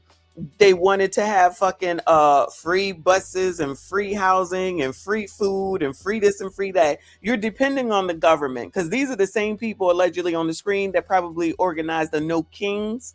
No kings. We don't want no kings. We don't want anyone telling us what to do. No kings, which really translates to we don't want Donald Trump's administration to do anything because we don't like him. So that's more Trump derangement syndrome. And not realizing that you actually are protesting against what the fuck it is that you need, a la these childcare subsidies at this today, right? So not the daycare centers right now. I'm going back to the people who are using it. Now you see how that works. You think it's all good in the hood. You got no backup plans. You never know what's going to happen when it's the fucking government. You depend on the government for all of your damn needs. And then when they decide, you know what? We're not doing it no more. Now you want to have a fit. You want to cry, boo-hoo, whine and crying. Shout out to BCP. And you need to take care of yourself. All this depends. Listen, people need help, y'all. I know it. I get it. Fine, understood. And the government should help people, right? But there's too many people that depend on it completely. They completely depend on it. And then when something comes up, then they want to talk about we're going to sue. Well, what fucking good is that going to do you? It's not going to do you any fucking good. You need to figure out how you don't depend on the fucking government. How about that? But that's what people really want until it changes. And then all of a sudden it's bad. Well, take care of yourself and take care of your own family. Then you ain't got to worry about it. Just a thought, child. Just a thought. Get paid. They risk losing their jobs. If that happens, they cannot make their rent check that month. Many families in Minnesota are living paycheck to paycheck as it is. It's not right. And I'm emotional too, so I apologize. I'm doing my best. In many cases, childcare assistance is a crucial piece of survival. I'm generally scared for what can happen next if funding is stopped. And I can't help but think that this is part of a larger design plan and strategy to cut public funding. And I do see some signs over here that say stop fraud, and I agree, stop it. There are wait lists for these programs that are years long. There is fraud, the fraud that is occurring is not at the hands of families. We need to be looking at who's in power, who's making decisions, who's guarding the purse strings of our tax dollars, my tax dollars too, and making sure that children have places to go that are safe for them to learn, parents can go to work, and providers can keep their doors open. That's right. That's what I have to say. I went a little off script. Thank you. We would like to open this up for questions. Question for Karen. Can you address some of the inspection process? What sort of signs of fraud do inspectors look for when they're doing these inspections? I can speak to it. Yeah, I would love for the provider who's been part of one of those investigations to speak to her experience. And if you have follow-up questions about that, you can speak with our press team. So if you can shed some light on it, that'd be great. So my experience is that childcare providers are part of randomized audits all the time for childcare assistants. I've been in charge of childcare assistants at my program since about 2010. They come, they ask you for your attendance records. It is extremely detailed. Any information that you don't provide to them on that day, you cannot go back and say, oh, wait, I forgot this one, or oh, maybe this one was wrong. Can I correct it? Yep. There's no room for that. They're looking at very detailed things. Like, for example, if you have an X instead of an A for absent, that's considered a ding against you. That's something that they'll write you a letter that says this is a citation for suspected fraud for an X instead of an A. So imagine my surprise at this narrative that it's so easy to scam childcare assistants. Is it different than the safety violations that inspection? Yes, they are different. So DCYR said this week that they had found no findings of fraud. Is she speaking to something different than those site visits for safety violations? I can't speak to what that specific person is speaking to, but my understanding is how the systems operate is DCYF houses both childcare assistants and licensing, but they operate separately. Does that make sense? Mm-hmm. So the new requirements that were enacted today, what's new Me. compared to what? Compared to the process that just described, what are you being asked to do now? What is different? What's your understanding of that? I don't have a very good understanding of that. I have seen what you have all seen from the federal government, which was a tweet that said photos and receipts. Like I said, we're family-owned business, so my mom called me and said, well, write to them and tell them that we'll whatever they want, we'll send. And we will, because we want kids to come to our center. So I have no problem complying with anything that they want. Okay. I just wanted to step in and I address briefly the question about whether or not the health and safety visits are corresponding with some of the reports of fraud. It's my understanding that some of these more recent allegations of fraud are based on the idea that there aren't any children in these centers and that they're falsifying attendance records to gather taxpayer dollars for children who aren't actually attending the program. But when DCYF investigators go and check on health and safety visits, they usually see children at the center. So I think that they are connected, but perhaps not in the way that you're asking. They're looking at how many kids each time they're going into I don't. Yes, they do. Ask us. Yes, count our kids do. every time they come to visit. Every day. How many kids are enrolled? How many kids are here today? Who signed them in and out? How many kids are on the road? Next. Those are your daycares, child. You know what? What's his name should have did?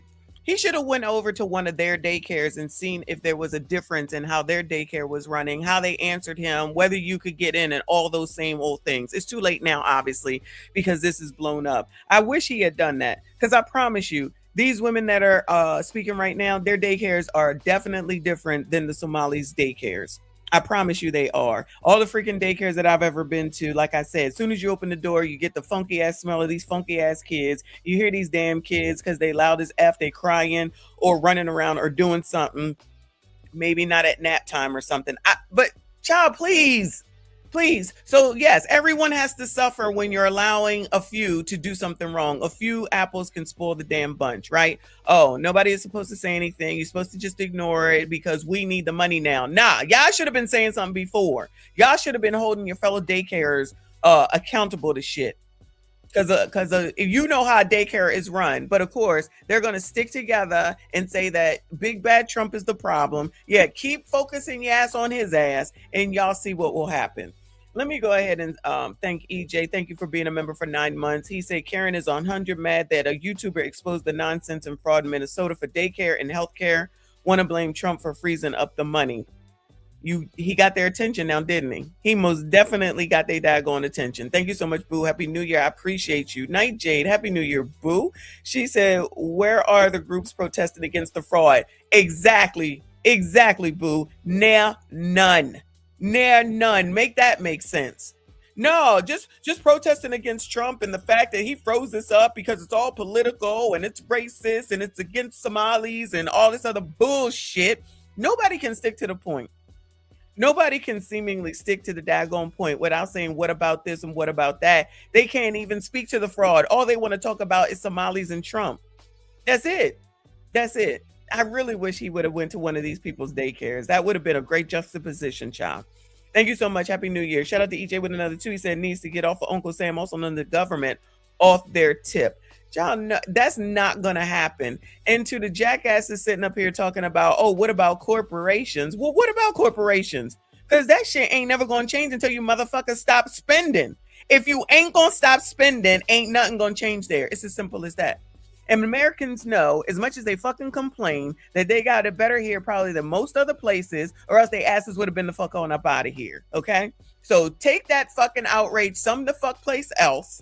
Because if I was in business, which I am, but if I was in a business that was retail and your dumbasses kept buying the shit, then I ain't changing the price either. I would just raise it. Y'all complain about the fucking eggs is high, the milk is high, and y'all still out here doing whatever the hell it is that you want to, and still buying said eggs and milk. You don't need that shit. Fuck that shit. Buy oatmeal. It's better for you anyway. Most of the motherfuckers here in damn United States is overweight and fucking fat. And in some places the ban on the food stamps with the you can't get candy and food. Remember when all them people was carrying on about that too? For all the people that are new here, they was carrying on about, oh, we can't use our food stamps in order to buy a kid of soda. That ain't right. Buy your kid a soda. Buy your own fucking kid a soda. Buy your own kid tacos and Doritos. You do it. They seem to forget that a part of the name in SNAP is supplemental, which means you bring something to it, but they don't bring shit to it. That's how lazy motherfuckers are. Moving on from these biatches, because I've had enough of them.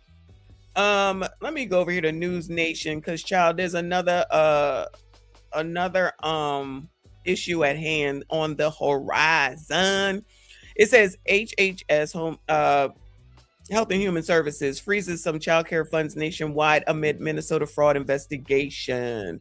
Come on, child.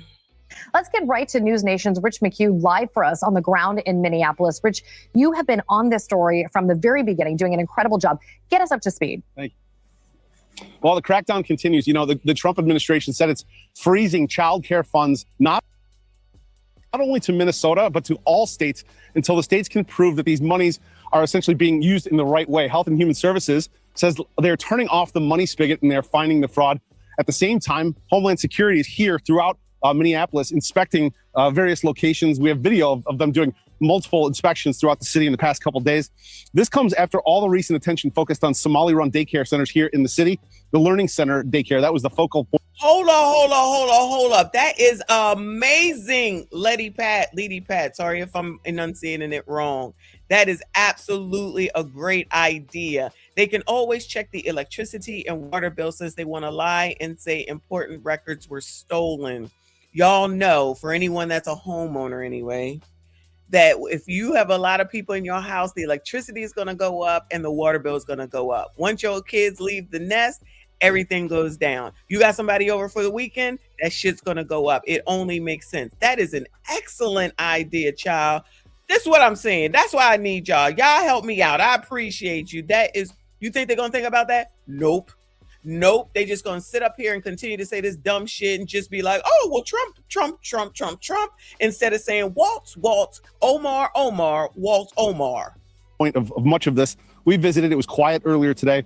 Separately, the Republican House Oversight Committee has announced that they have invited Governor Waltz and Attorney General Keith Ellison to testify in Washington as Governor Waltz ignores calls to resign and defends his record of helping prosecute fraudsters here. Also testifying on January 7th, State Representative Kristen Robbins. She tells us other states need to be vigilant.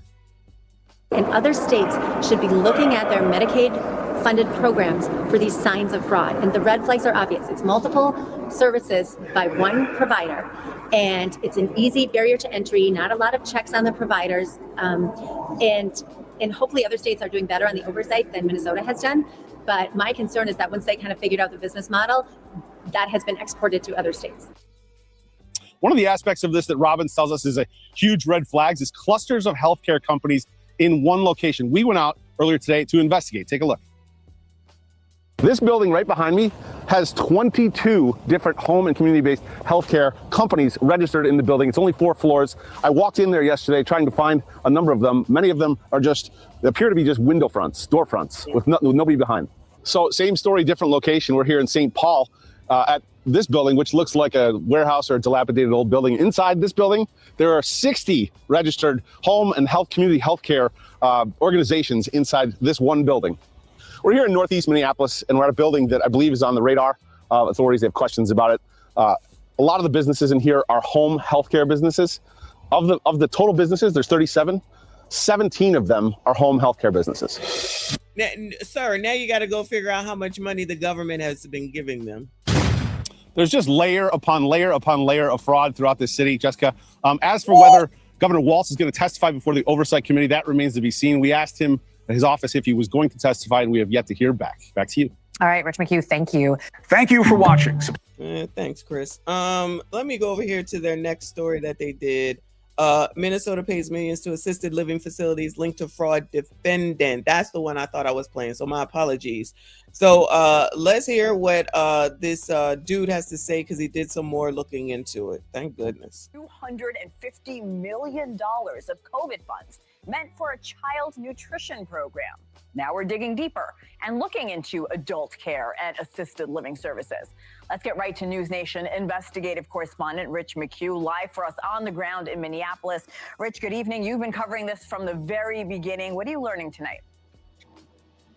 Hi, Hannah. Well, prosecutors here have found billions in fraud, $9 billion in fraud, and they focused on 14 different programs that fraudsters used to defraud Medicaid of those billions. We got a tip last time we were reporting here to look into another area, and thanks to our reporting, we did, and we believe we have found the 15th area, and it is assisted living. Take a look. This may look like your typical single-family home, but it bills itself as an assisted living facility, and it receives a lot of taxpayer money. Here in Minnesota, the number of people getting help in assisted living facilities is up, double the growth of other programs. But here's the kicker. The rate of payment in this assisted living space is 10 to 15 times the growth in other programs. Hi. So we pulled the data on assisted living facilities in the Minneapolis area. Minneapolis, as you might expect, has a lot, 169. St. Paul, with a population of 307,000, has 83.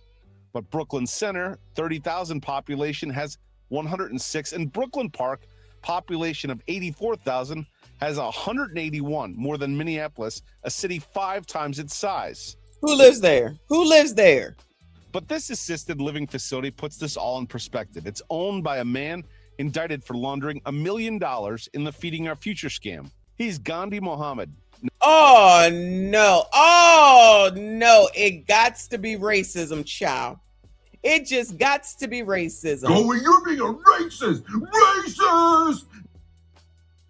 I guess this is Donald Trump's fault too. Interesting. Tell us more, sir. Tell us more. Now, Gandhi Abdi Kadai and his LLC owns the homes. His wife runs the assisted living facilities, and the state is continuing to pay as he awaits his trial. We went to each of them. We're curious because the man who owns this building was indicted in the Feeding Our Future scandal. Did you know that? No. Of course. Don't know that? No. You think what? Do you know the Feeding Our Future scandal? The scam that was, there's all these indictments related to false, billing on feeding children. No, that's not true.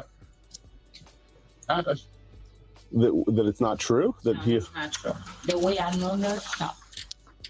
These assisted living facilities received over $2.3 million in state money last year alone.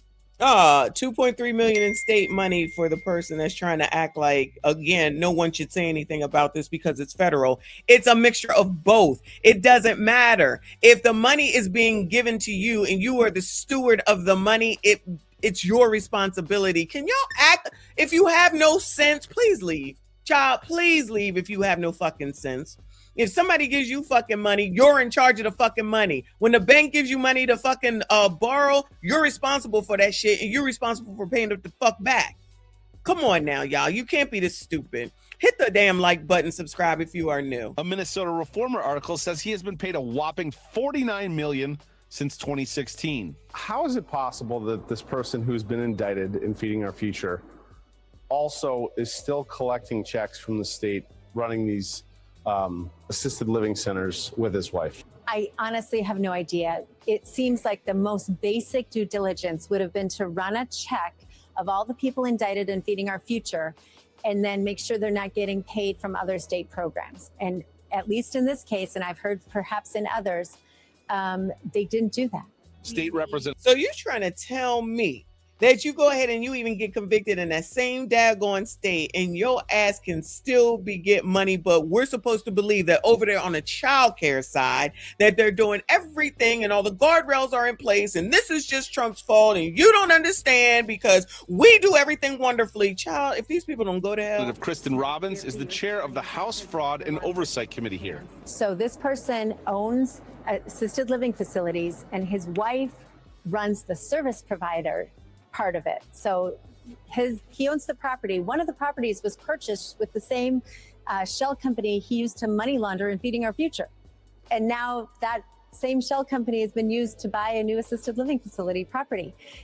It's unconscionable that they haven't done the most basic due diligence to cross-check that Feeding Our Future defendants aren't getting additional state money. Now, we reached out to this man and his wife and we got to hear back. We also reached out to the Department of Human Services here and they gave us a statement. In part, it basically says, ultimately, they can't cut funding from this guy because he is simply a landlord, essentially because his wife runs the services for these assisted living. And it's not even about cutting it off.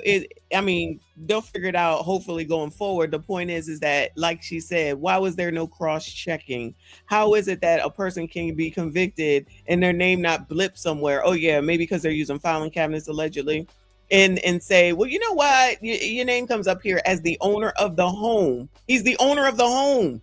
So even if the wife is running it, she's just doing the day-to-day. He didn't even, talk about whether there was actually people there or, where they go or any of that stuff, which hopefully will come next. But yeah, no, it's not Tim Tom's fault at all. Timmy is doing everything right. Ilyan is doing everything right. All the rest of them is doing everything right. This is just Donald Trump's fault because when he was born, he was figuring out a way to make sure that he could get back at Tim Tom later on in his damn life, child. You cannot make this shit up. That's basically over. Moving on. So this is Fox Business. HUD reportedly uncovers $5.8 billion in erroneous federal assistance under Joe Biden. Now I know damn well they're not trying to say that Joe Biden did anything wrong. He did everything right. You got more questions, but I tell you, if you have a problem figuring out whether you're for me or Trump, and you ain't black. John, we already know. Let me acknowledge EJ, thank you, EJ. He said needs to get off Uncle Sam, also known as the government, off their tip. Never gonna happen. Never gonna happen. But I digress. Thank you, Boo. Shout out to News Ticks. I thank you, hon. He said Patel's FBI so inept they were supposed to have locked all those buildings down to preserve evidence.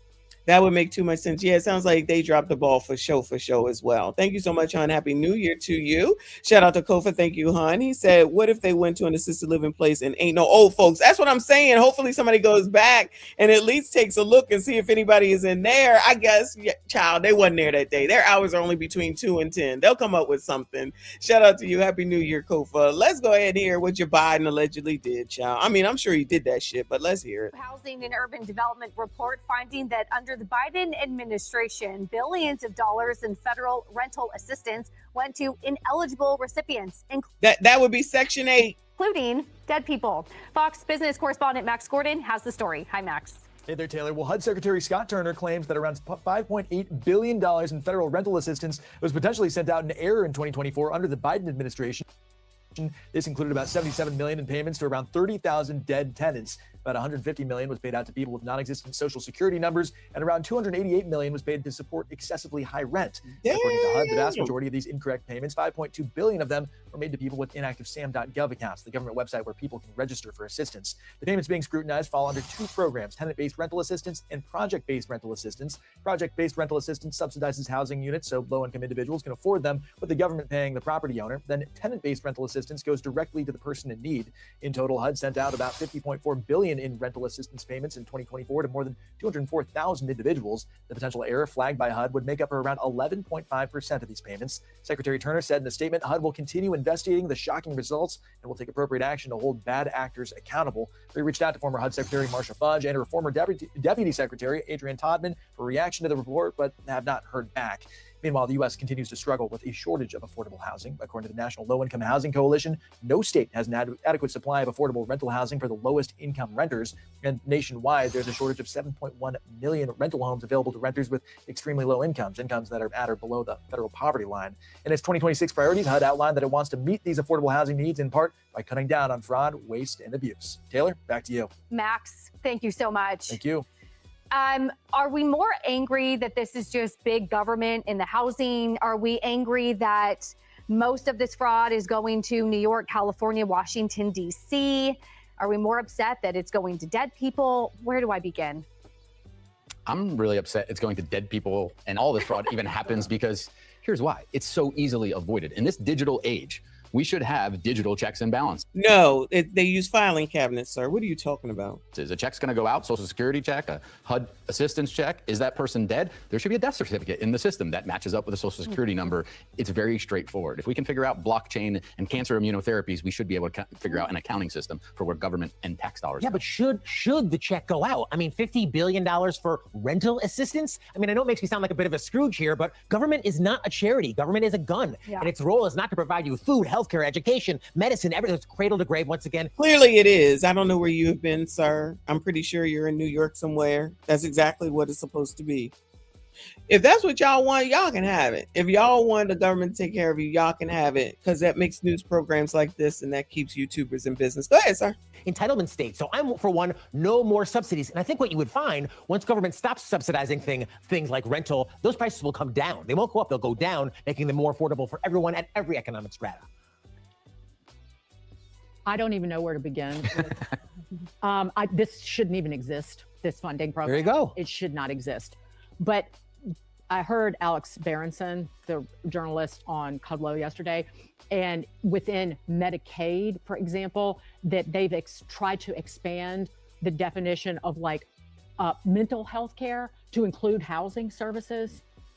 And I mentioned Medicaid as being, I would say, the most dangerous federal program. It's state and federal, but rough. I think if you look at California, about more than 60% of the funding comes from the federal government.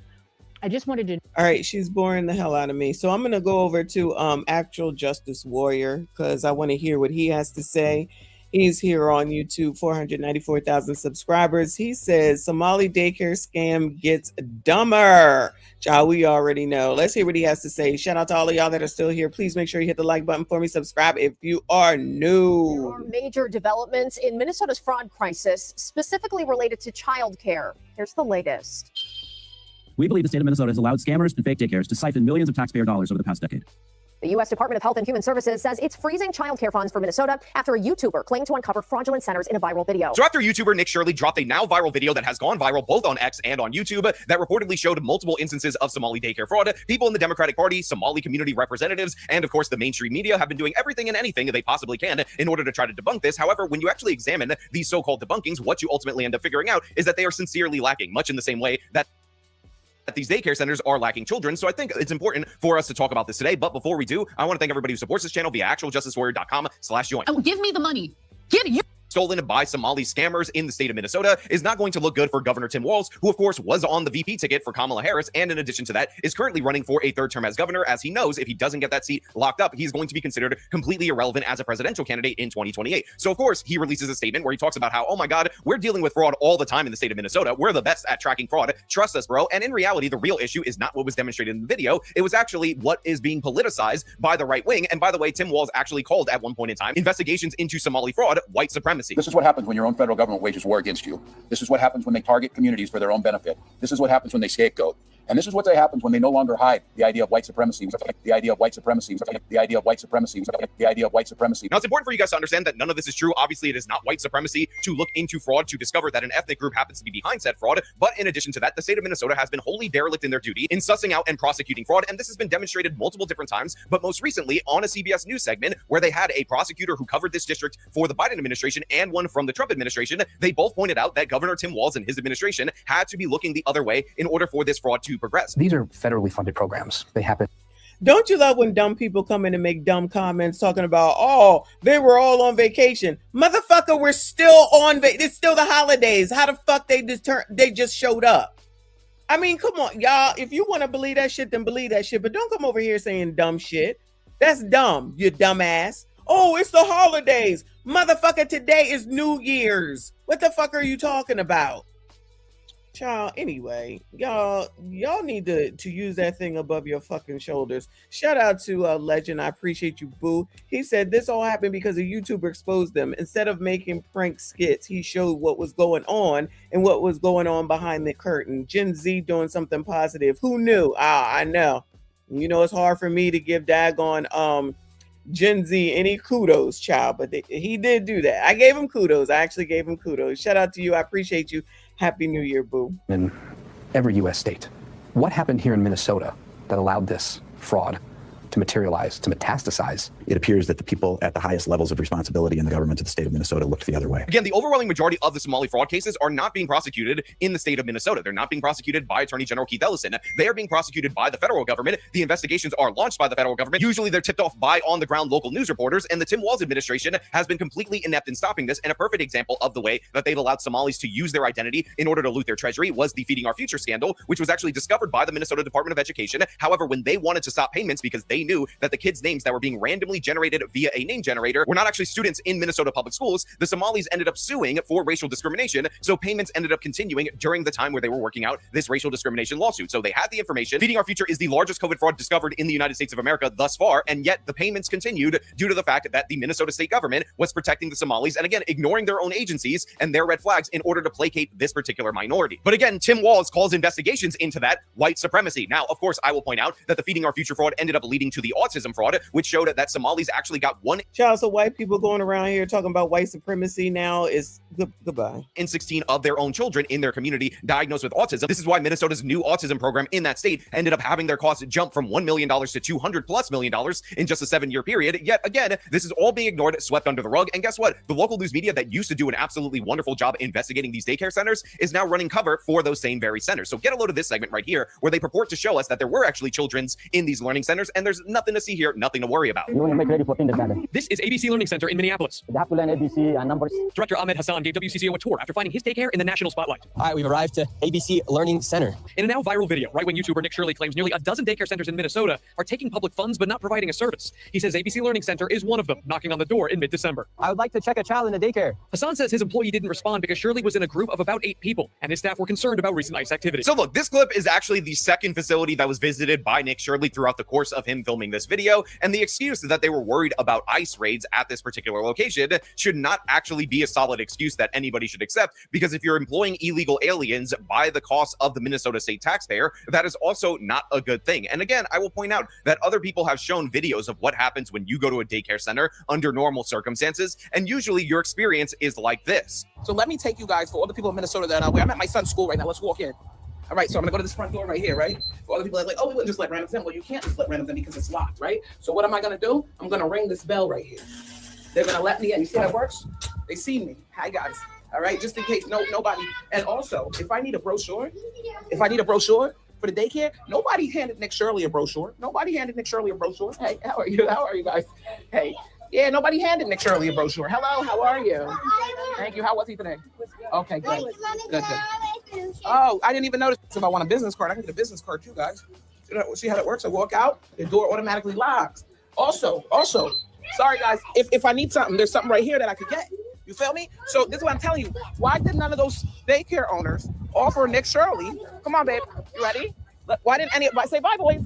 Offer Nick Shirley a brochure. Say bye, your friend. It's cold, y'all. His hands are gonna be frozen. That's all I'm saying, y'all. Nick Shirley's not crazy. It's simple. They could have handed him a brochure. Now, you see, this woman ended up getting brochures. She ended up getting business cards and all sorts of other information. However, Nick Shirley's experience at this daycare center, the ABC Learning Center, was a woman on the other side of the door being confused at the idea that somebody would want to check in and sign up their kid for daycare, which is rather odd considering this was a daycare center. I knocked on the door, and to my surprise, somebody actually answered the door. Hello? Can we speak? I would like to check a child in the daycare. Can I speak to a manager?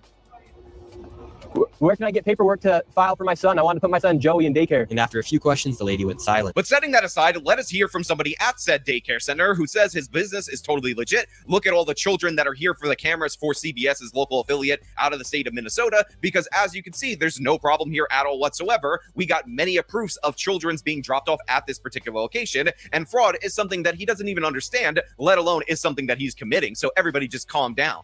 Is this daycare committing fraud? No, we're not committing fraud. Hassan showed us security footage from the same day Shirley was here. According to the timestamps in the videos, this woman takes a young child into the center at around 9 a.m. that day, about 3 hours before Shirley arrives at the door closer to the street. Within the hour after Shirley leaves, a woman arrives at the other door with a stroller. A larger family heads inside a few hours later. Tuesday afternoon, WCCO found at least a dozen children at ABC Learning Center, which is licensed with the state. Records show Minnesota officials last visited the daycare in November, noting some corrected and ongoing violations related to day-to-day operations, but no record of fraud. But this is the defense of this particular location. Look, we have surveillance video. There was a kid that was dropped off early in the morning at this particular daycare center. Then there was a woman with a stroller. Then there was a much larger family that was brought to this location. Therefore, everything is above board. ABC Learning Center did nothing wrong. And honestly, you might be an evil white racist if you continue to go after this particular business. And to be clear, and I said this, by the way, in my first video covering Nick Shirley's video, because most of these actual daycare centers have not actually been charged with the crime, and very few were actually under investigation, it's very important for you guys out there in the audience to understand that you should not harass these businesses, because we have no idea if they're legit or not, if something else was going on with any of these individual locations. I think the overall trend is concerning. However, this CBS segment actually convinces me of the opposite about ABC Learning Center, because if you'll recall from the Shirley video, they were supposed to have 40 children at this particular location. Now we're going to the next daycare center. How much money has this one generated? This one, in fiscal year 2025, $1,042,059. In fiscal year 2024, $1,059,078. And in fiscal year 2023, $727,336. This next one is literally one block away, and this one's also generated nearly $3 million in the past 3 years. Let's see if there's any children. Let's see if any of the buildings are open. Here we go. All right, we've arrived to ABC Learning Center. All the windows are blacked out. Let's see if anybody is here. This door is locked. This facility is licensed for 40 children. Now, this might sound like no big deal to you guys out there in the audience, but let us just assume the premise is true, that this place is licensed for 40 children. They serve 12. Maybe it's the holidays, child, because everybody takes off for all the holidays and daycare is closed for 10 days while everyone's enjoying the holidays. children, so they are a legitimate daycare center as far as that goes. However, if the state of Minnesota is paying them for 40 children, which is the issue at hand, then what they're actually doing is overbilling. They're using a small amount of children and billing about 4 times per child than they should, according to what they're licensed to do. And yes, that is a giant red flag. Again, I'm not saying that they need to have all of the children there all of the time, but we actually have to cross-examine how many kids are there versus what they're billing for that very day, because this is a part of the scheme that was discovered by the local news media dating back years at these particular Somali-run daycare centers. Let me play you a clip explaining that fraud to you guys out there in the audience. Steve Halicki spent 15 years as a welfare fraud investigator for Hennepin County. He came to us to grind an axe. They don't want a fraud unit to do anything. They want a fraud unit on paper. Halicki was fired in 2013 while in the midst of a big investigation. The county claims he was an insubordinate bully whose tactics were hampering efforts to catch welfare cheats. They don't want to point fingers at various organizations and people. This is nothing but a giant cover-up. You're driving down the street, you have no idea. Halicki contacted the Fox 9 investigators after seeing our series of reports on Deco daycare centers. We uncovered evidence the company was collecting millions in public subsidies for providing bogus child care services to low-income families. In essence, this scheme was really involved creating a criminal enterprise. In December, Ramsey County charged Deco's owner with fraud. Again, this is a segment that was Oh no, not the same old, allegedly from 2013-14. Woo, that's a long ass time. Re-uploaded by Fox 9 Minneapolis St. Paul. It's from February 24th, 2015, and they're talking about a welfare investigator that was looking into this kind of fraud across the state of Minnesota. However, he got fired for being a quote-unquote bully when he started digging into a massive Somali criminal enterprise in their childcare centers, again, in Hennepin County, which covers these same areas. In fact, some of the very places that are highlighted right here, even if the names are different, are the same exact locations that we saw in the Nick video 10 years later, almost 11 years later, because this is from February of 2015. And by the way, many of this guy's investigations go at least back to 2013. The daycares that I'm going to be showing you from this point on all bill over $100,000 a month. Halicki says before he was fired, he was tracking a similar scheme in Hennepin County involving multiple child care centers. He offered to take us on a driving tour to show what he'd uncovered. What does this one say on the door? 7 a.m. to 6 p.m. There are no lights on. This building is housing its 3rd daycare center in as many years. They just got a new license. The 2 previous daycares had their public subsidies stopped by the county because of billing irregularities. Hour after hour, I would sit here and document nothing. Halicki discovered one center was charging the county for kids who were never dropped off. See those double doors over there? Yeah. Okay. That's a daycare center. You wouldn't know it from this. He took us to center after center. I'm telling you, that looks like FDMG. That had no sign outside to indicate it was a daycare. When we knocked on the doors during posted business hours, no one answered. If you're driving down the street, would you even know this was a daycare center? Probably not. Yet each location has a state license to operate, but there's nobody in there right now, and is eligible to collect child care subsidies to serve low-income families. I mean, that's blacked out up there, so you can't even tell when the lights are on or off. Exactly. Why would they do that? So more blackout pores. I haven't talked to y'all this morning. Pores. Good morning. Happy New Year to the pores. This is affecting y'all. Okay, this is a problem for y'all. I know y'all just think you should just sit back and everything's gonna be everything, and that's fine too. Y'all can go ahead and do that, but I'm just saying, all that money that's being stolen, imagine if it was going to the right place. Now, for y'all that are talking about fraud and everything, there's absolutely fraud in everything. I can attest that there's fraud in the welfare system, all that stuff. Again, as a person who doled that shit out, absolutely there's fraud. But once you send it over to the person that's supposed to investigate it, they're supposed to investigate it. So if they're trying to keep that person from doing their job, then that's a problem. So then that means that somebody is allowing it to happen because they don't give a damn.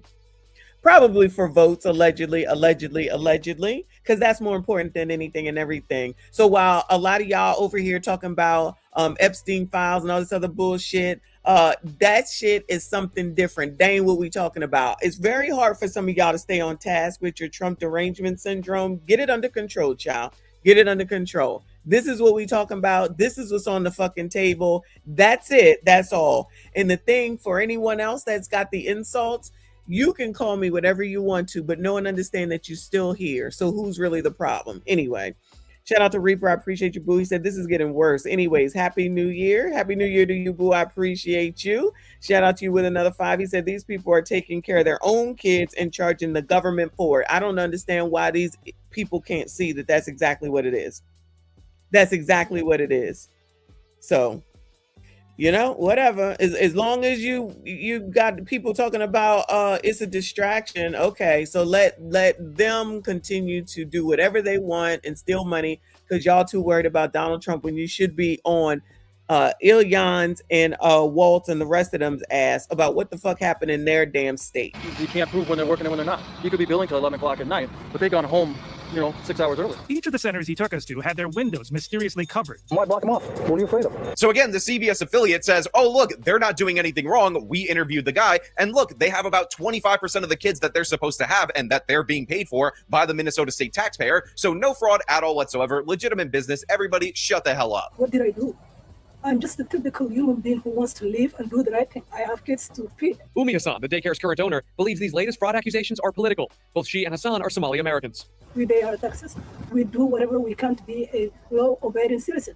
At the same time, when one Somali does something wrong, we all get collective punishment. So of course we have this woman saying, oh my God, I'm such a victim. When one Somali does something wrong, that just gets pinned on the rest of us, even though again, now that sounded a bit familiar when she said that, though. Someone's recently, because of Floyd Wallace motherfucking Jr. being taken down, and like everybody that's associated with that movement is all up in arms. What the hell does that have to do with y'all? Y'all making it more about y'all than anything else. So, I'm just saying, it sounds very familiar, child, very familiar. Just the autism fraud. 1 in 16 Somali children were diagnosed with autism. There were kickbacks. In order for the scheme to work, the daycare centers need to sign up low-income families that qualify for child care assistance funding. These surveillance videos are from a case prosecuted by Hennepin County. They show parents checking their kids into a center, only to leave with them a few minutes later. Sometimes no children would show up. But either way, the center would bill the state for a full day of child care. This video from that same case shows a man handing out envelopes of what are believed to be kickback payments to parents who are in on the fraud. And in previous Somali daycare fraud schemes, guess what? The parents were also in on it. They were getting kickbacks from the daycare facilities, again, with your tax dollars, for claiming that they were dropping off their kids at these locations, and sometimes fake dropping off their kids at these locations. So honestly, cry me a river when you have a community that large portions of it are engaged in fraud. And again, large portions of it were engaged in just one of the Somali frauds, the autism fraud. Then yes, that is a giant red flag, and you are going to be greeted with suspicion. And you playing victim, to me, no, I'm not dealing with that. I'm not interested in that. And again, I will say it is alleged by Nick that this particular business may have been involved in fraud. We don't know that as of right now, but this is what warrants further investigation, in my opinion. And the local news media running defense, saying that they have a quarter of the kids there that they're supposed to have, that presumably they're billing the state of Minnesota for. Not a great comeback, not a great retort. Hassan says they turned over attendance records to comply with the Department of Homeland Security request. They're now waiting to hear back. CBS News is reviewing records related to the same daycares. All but 2 have active licenses. And Aaron, while the active places have violations related to safety or staff training, there's no recorded evidence of fraud specifically. So look, we end up hearing that DHS is going to review the attendance records at these particular locations. They will cross-reference it with what they're billing the state of Minnesota. And by the way, there's federal money commingled with the Minnesota money that is going to these locations. So that will determine whether or not that particular location is actually engaged in fraud. We also hear that all but 2 of the locations in the Shirley video actually have active licenses, which I also find to be incredibly hilarious because of this information actually comes from a woman called Tiki Brown, who is at the Minnesota Department of Children. She is a commissioner over there, and she actually stated at one point in time that the Leering Center, which is the Somali daycare center that misspelled the word learning on it, is one of those businesses that are in fact shut down. So I won't go into any detail about whether or not any of these have any open investigations. I will share that our team was notified that Quality Learning Center closed just over a week ago. And I believe the details that were given at that time were around space concerns. And that's what was shared. But what's interesting about that is that the same day Tiki Brown said that this particular facility was shut down, it was not an operation. Coincidentally, it happened to shut down just days prior to Nick Shirley showing up to it. So it wasn't in business. Therefore, Nick Shirley debunked, obviously a dumb idiot who didn't realize that this was permanently closed. We had somebody come out and meet the press and say, no, it's actually open, while standing in front of the misspelled sign. The YouTuber that was making the claims, you were here earlier today. I came here at 1 o'clock. You were here. Where are you now? You came we're closed. You came we're Friday. Where are you? Why are you not here right now? It's like you're trying to put out a certain message about a certain group. I'm not gonna make that claim. I don't want to make that claim without me knowing him personally, but that's what it seems like he's doing from his front. So basically he's saying racism. I'll say it, child. You basically saying it's racist. Where are you right now? He was here earlier. He was recording us. We had no issue with it. We told him, hey, just get off our property. You can record. No, he's not here. He came outside of those hours and then claimed, hey, they're closed and they're still making money. They're using taxpayer money to work. And it's like, you don't come outside of operational hours and then say they're using taxpayer money. That was completely false. As you can see, we're open Mondays through Thursdays, 2 to 10 p.m. He was here earlier. I don't see him right now. So it's like, are you trying to record that we're doing fraud, or are you trying to put somebody's name and the fraud in the same sentence? That's what really hurt us the last couple of days. We're open. We've been open. We haven't closed. We've been open for eight and a half years now. We haven't closed once during that period. And by the way, at the same time, suddenly there were a bunch of children going into this facility that, again, 10 minutes earlier, we were reliably told by the Minnesota state government this was a closed facility. In addition to that, they also ended up finally changing the sign from Learning Center to Learning Center right before our eyes, which is a weird thing to do if you have a closed business. But it gets even worse because this local news affiliate also went to this location in order to interview people who were definitely 100% dropping off their children. They were business regulars there, and there was nothing suspicious at all whatsoever about what these people said. Well, another facility highlighted in the YouTube video was Quality Learning Center. The people operating it would not speak with us, but we did talk to a mother dropping off her kids. I take my kids here, 2 o'clock to 10. Yeah, there's a lot of kids inside. So there you have it. All you people who are worried about the Learning Center seeming rather fraudulent, so much so that they didn't change their sign for like a year, even though it was misspelled. This woman says, oh yeah, very many children there. I drop off children of mine at this location each and every day, 2 to 10 p.m. This is totally not rehearsed in a normal way that people communicate with one another. I am stating the stated business hours of said business, so totally legit and above board. We spoke with another woman who says she owns the building that houses the daycare. She says they've been operating there since 2017. And by the way, the local news media says that they talked to the owner of the building and that this place has been in operation for like 7 or 8 years. But in reality, that's not true either. This place has been a daycare center for 10 years. However, the previous owner actually got busted for, guess what? Fraud. And what ended up happening was the license was moved to somebody else's name. And now So the bottom line is that everybody that's involved, let me say allegedly, most of the people involved have been already been accused of fraud, money laundering, or something of that nature. They continue, they know someone they married to, but every bit of all of that from various different people, it should all just be ignored, because at the end of the day, all that matters is that Trump is bad. Because let's focus on Donald Trump instead of focusing at the actual issue at hand. And again, this is probably going on in many a state. This is just the beginning. Shout out to Ohio. All right, I only got one more and then I'm done with this because I gotta eat. I'm hungry as usual. Let me go over here. We didn't look at this one yesterday from the African Diaspora channel. It says Somali fraud schemes have many in the nation in disbelief. Somalis funnel taxpayer money to Kenya. Now, I don't think I knew that. But hit the like button. Subscribe if you are new. Let me go ahead and put this up at a higher speed because, child, I ain't got all day and I'm hungry. So you remember the Quality Learning Center? Remember that place, right? They were showing that it's supposed to be a daycare and they're supposed to be open during the day. But they get millions upon millions of dollars of taxpayer dollars, right? The Somalis up there in Minnesota. And how they view it accountability of what they've been doing is attacking them. You know, and this is what we talked about last night about our community. When we start saying accountability is judgment, accountability is attacking you, that shows a lot about you. It doesn't show a lot about somebody else. In order for you to grow as a human being, you got to be held accountable for the wrong things you're doing. Not in the United States. And Tim Tom is supposedly running for re-election, yeah. It's just that simple. And when you want to be stuck in your wrong ways, someone's attacking you for telling you what you're doing wrong. You know what I'm saying? And then you immigrate to this country and you just want to say, you know what? Ooh, I'm going to take advantage of this generosity. And we're going to exploit this, right? We're going to exploit it and we're going to be getting a bag. Okay. And trust me, they're not the only ones that's exploiting. They're not the only ones that's getting the bag. I promise you that. Okay.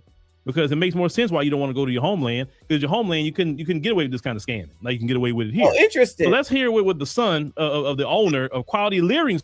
Interesting. So you can't get away with it in other places, but you can get away with it here because there's so many people, as we have seen today in these comments, saying that it's not a big deal. What about this? What about that? What about this? What about that? Just let it go. You don't know. Center had to say.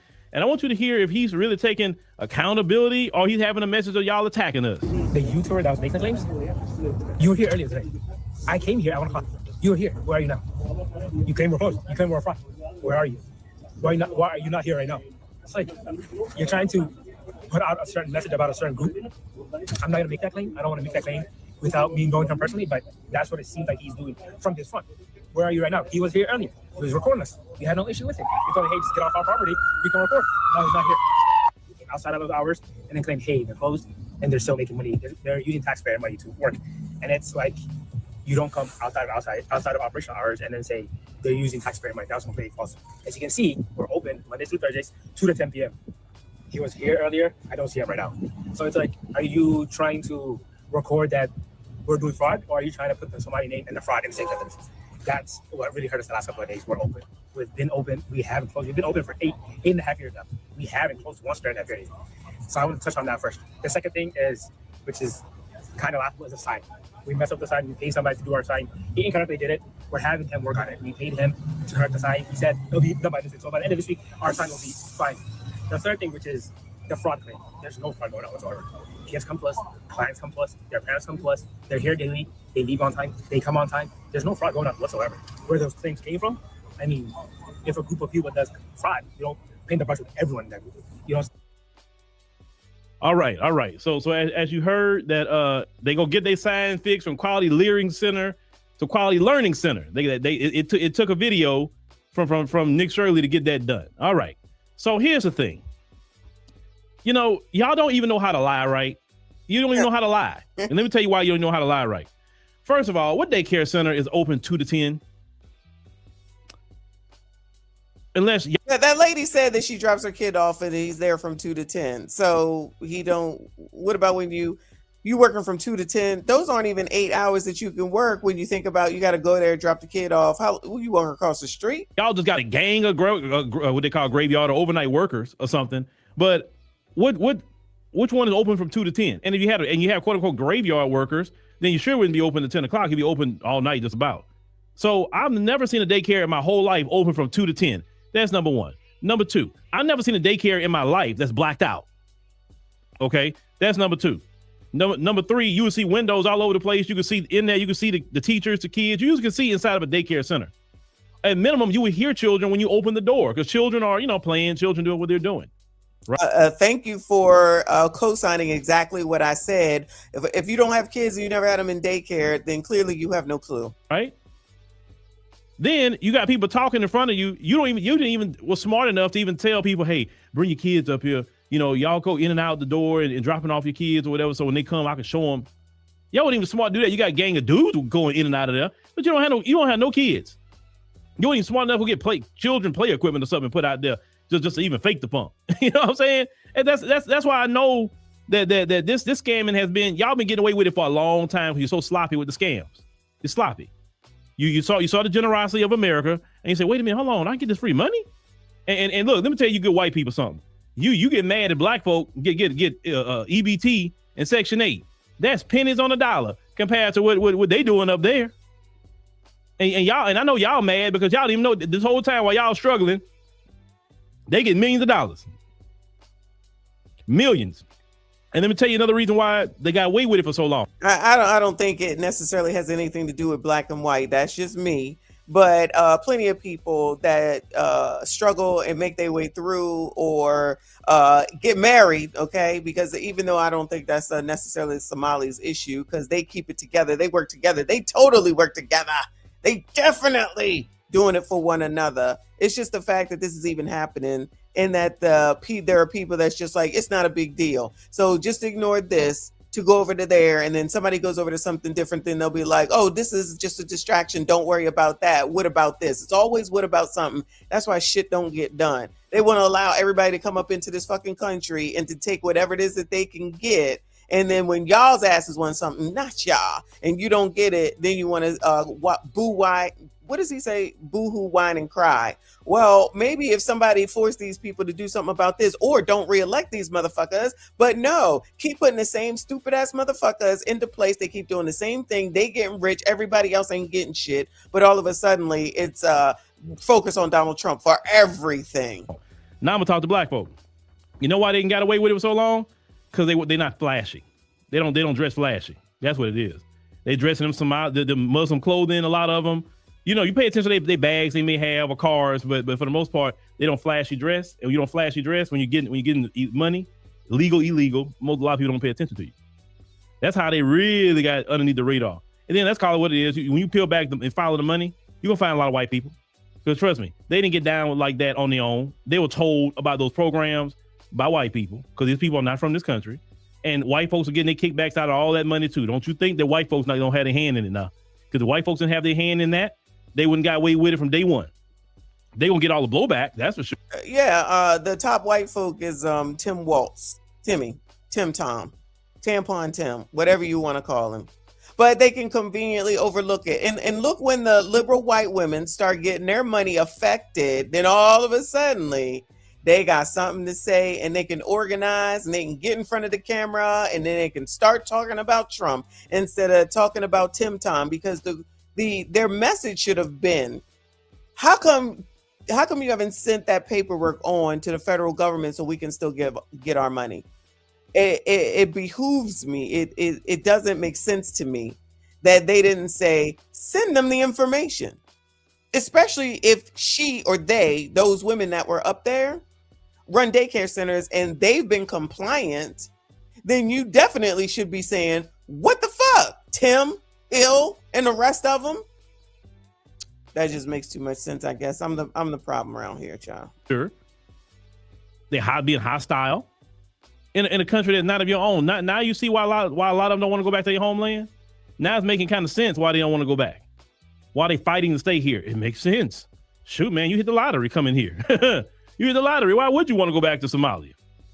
But you love Somalia so much. Oh my! Don't talk about my country. This and that. They're like, why aren't you there? Right. You've been funneling money. Listen, y'all don't even want to leave Kenya. Somalia is right next door. You don't even want to leave Kenya. You talking about you want to build up East Lee and all this other stuff in Nairobi. I mean, your homeland right next door. You don't want to go. Yeah, they probably are building it up with all this money that they didn't got back. You know, the Westgate Mall, that terror attack they had in the Westgate Mall in Nairobi, and why is so much security around the malls and things like that? It was because the Somali terrorists did that in Nairobi, Kenya. They went in there and shooting up the place. When Kenyans opened up their doors to them when they had their civil war, and that's how you repay Kenyans.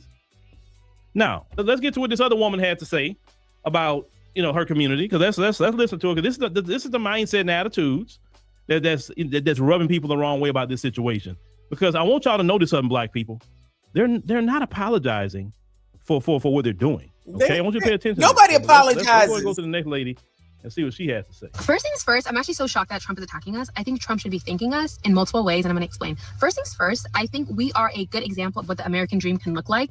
Like Somali Americans, and it's making me sad and it's funny. Like I know Somali people are very funny. We're like the class clan who also happens to be valedictorian. Somalis in Minnesota are so successful.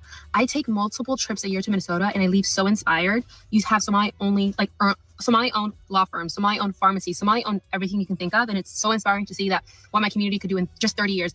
Literally, we came to this country not speaking English, not knowing anything. We're Black, Muslim, we're immigrant, and we're able to be that successful. It should be really applaud. Like, I need Trump to stand up and applaud for us because it's shocking. Second of all, Trump, you should be thanking my people for giving a random Midwestern state that much clout and money. Like, I don't think, other than Chicago, I think Minnesota is really popping when it comes to tourism because of Somali Americans like me, okay? So you should be thanking us because Minnesota would have been nothing if Somalis didn't move there. Like, if we're being honest, like we have made that state pop and we have made it beautiful for the rest of the world. So you should thank us. And if you want, you can donate Minnesota to the great country of Somalia. Like, I think it's a nice trade-off. Now, this is her take on the situation. Notice that they're on code. I give them that much. They're on code. So I understand where he's about to go with this, and I'm not trying to hear it. No offense. But the point is that they are braggadocious now, which is fine. They said, we're here, we're Somali, get used to us. And we're the best thing that ever happened to the United States of America, specifically Minnesota, because wasn't nobody thinking about Minnesota, but I understand that because I most certainly wasn't. And y'all know damn well y'all ain't retiring to no damn in a damn soda. Anyway, she thinks that they're doing wonderful things and she loves it over there, and Trump should be thanking her and everybody should be thanking her because she another one that didn't mention Tim Tom, that didn't mention Ilyan or any of them other motherfuckers over there. Just make sure that you keep your eye on Donald Trump and leave us alone because we're the best, and y'all need to conform. Okay. That type of attitude. Can y'all take y'all's attitude to another daggone country and say the same thing? Can y'all take that attitude to another fucking country and say the same daggone thing? Go on over there to Russia and let me know what Putin says once you put that TikTok up and disparage the damn country. That's all I'm saying. But y'all, what the fuck do I know? And for those that don't like the language, too damn bad. That's what it is. And that's it. That's all for today, child. It's a little over 2 hours and I am hungry. Y'all already know how this go. I appreciate y'all for hanging in there. Shout out to everybody that is new. Shout out to everyone that donated today. I appreciate you. Please make sure you hit the like button for me. Subscribe if you are new. Maybe I'll come back later. Maybe. We shall see. But shout out to y'all. Happy New Year's. Happy New Year's to everyone. Hopefully you had a wonderful time and everybody was safe. Make sure you made the best 2026 that you possibly can and get outside and touch grass. That's what I'm about to do. No outro. I see you all in the next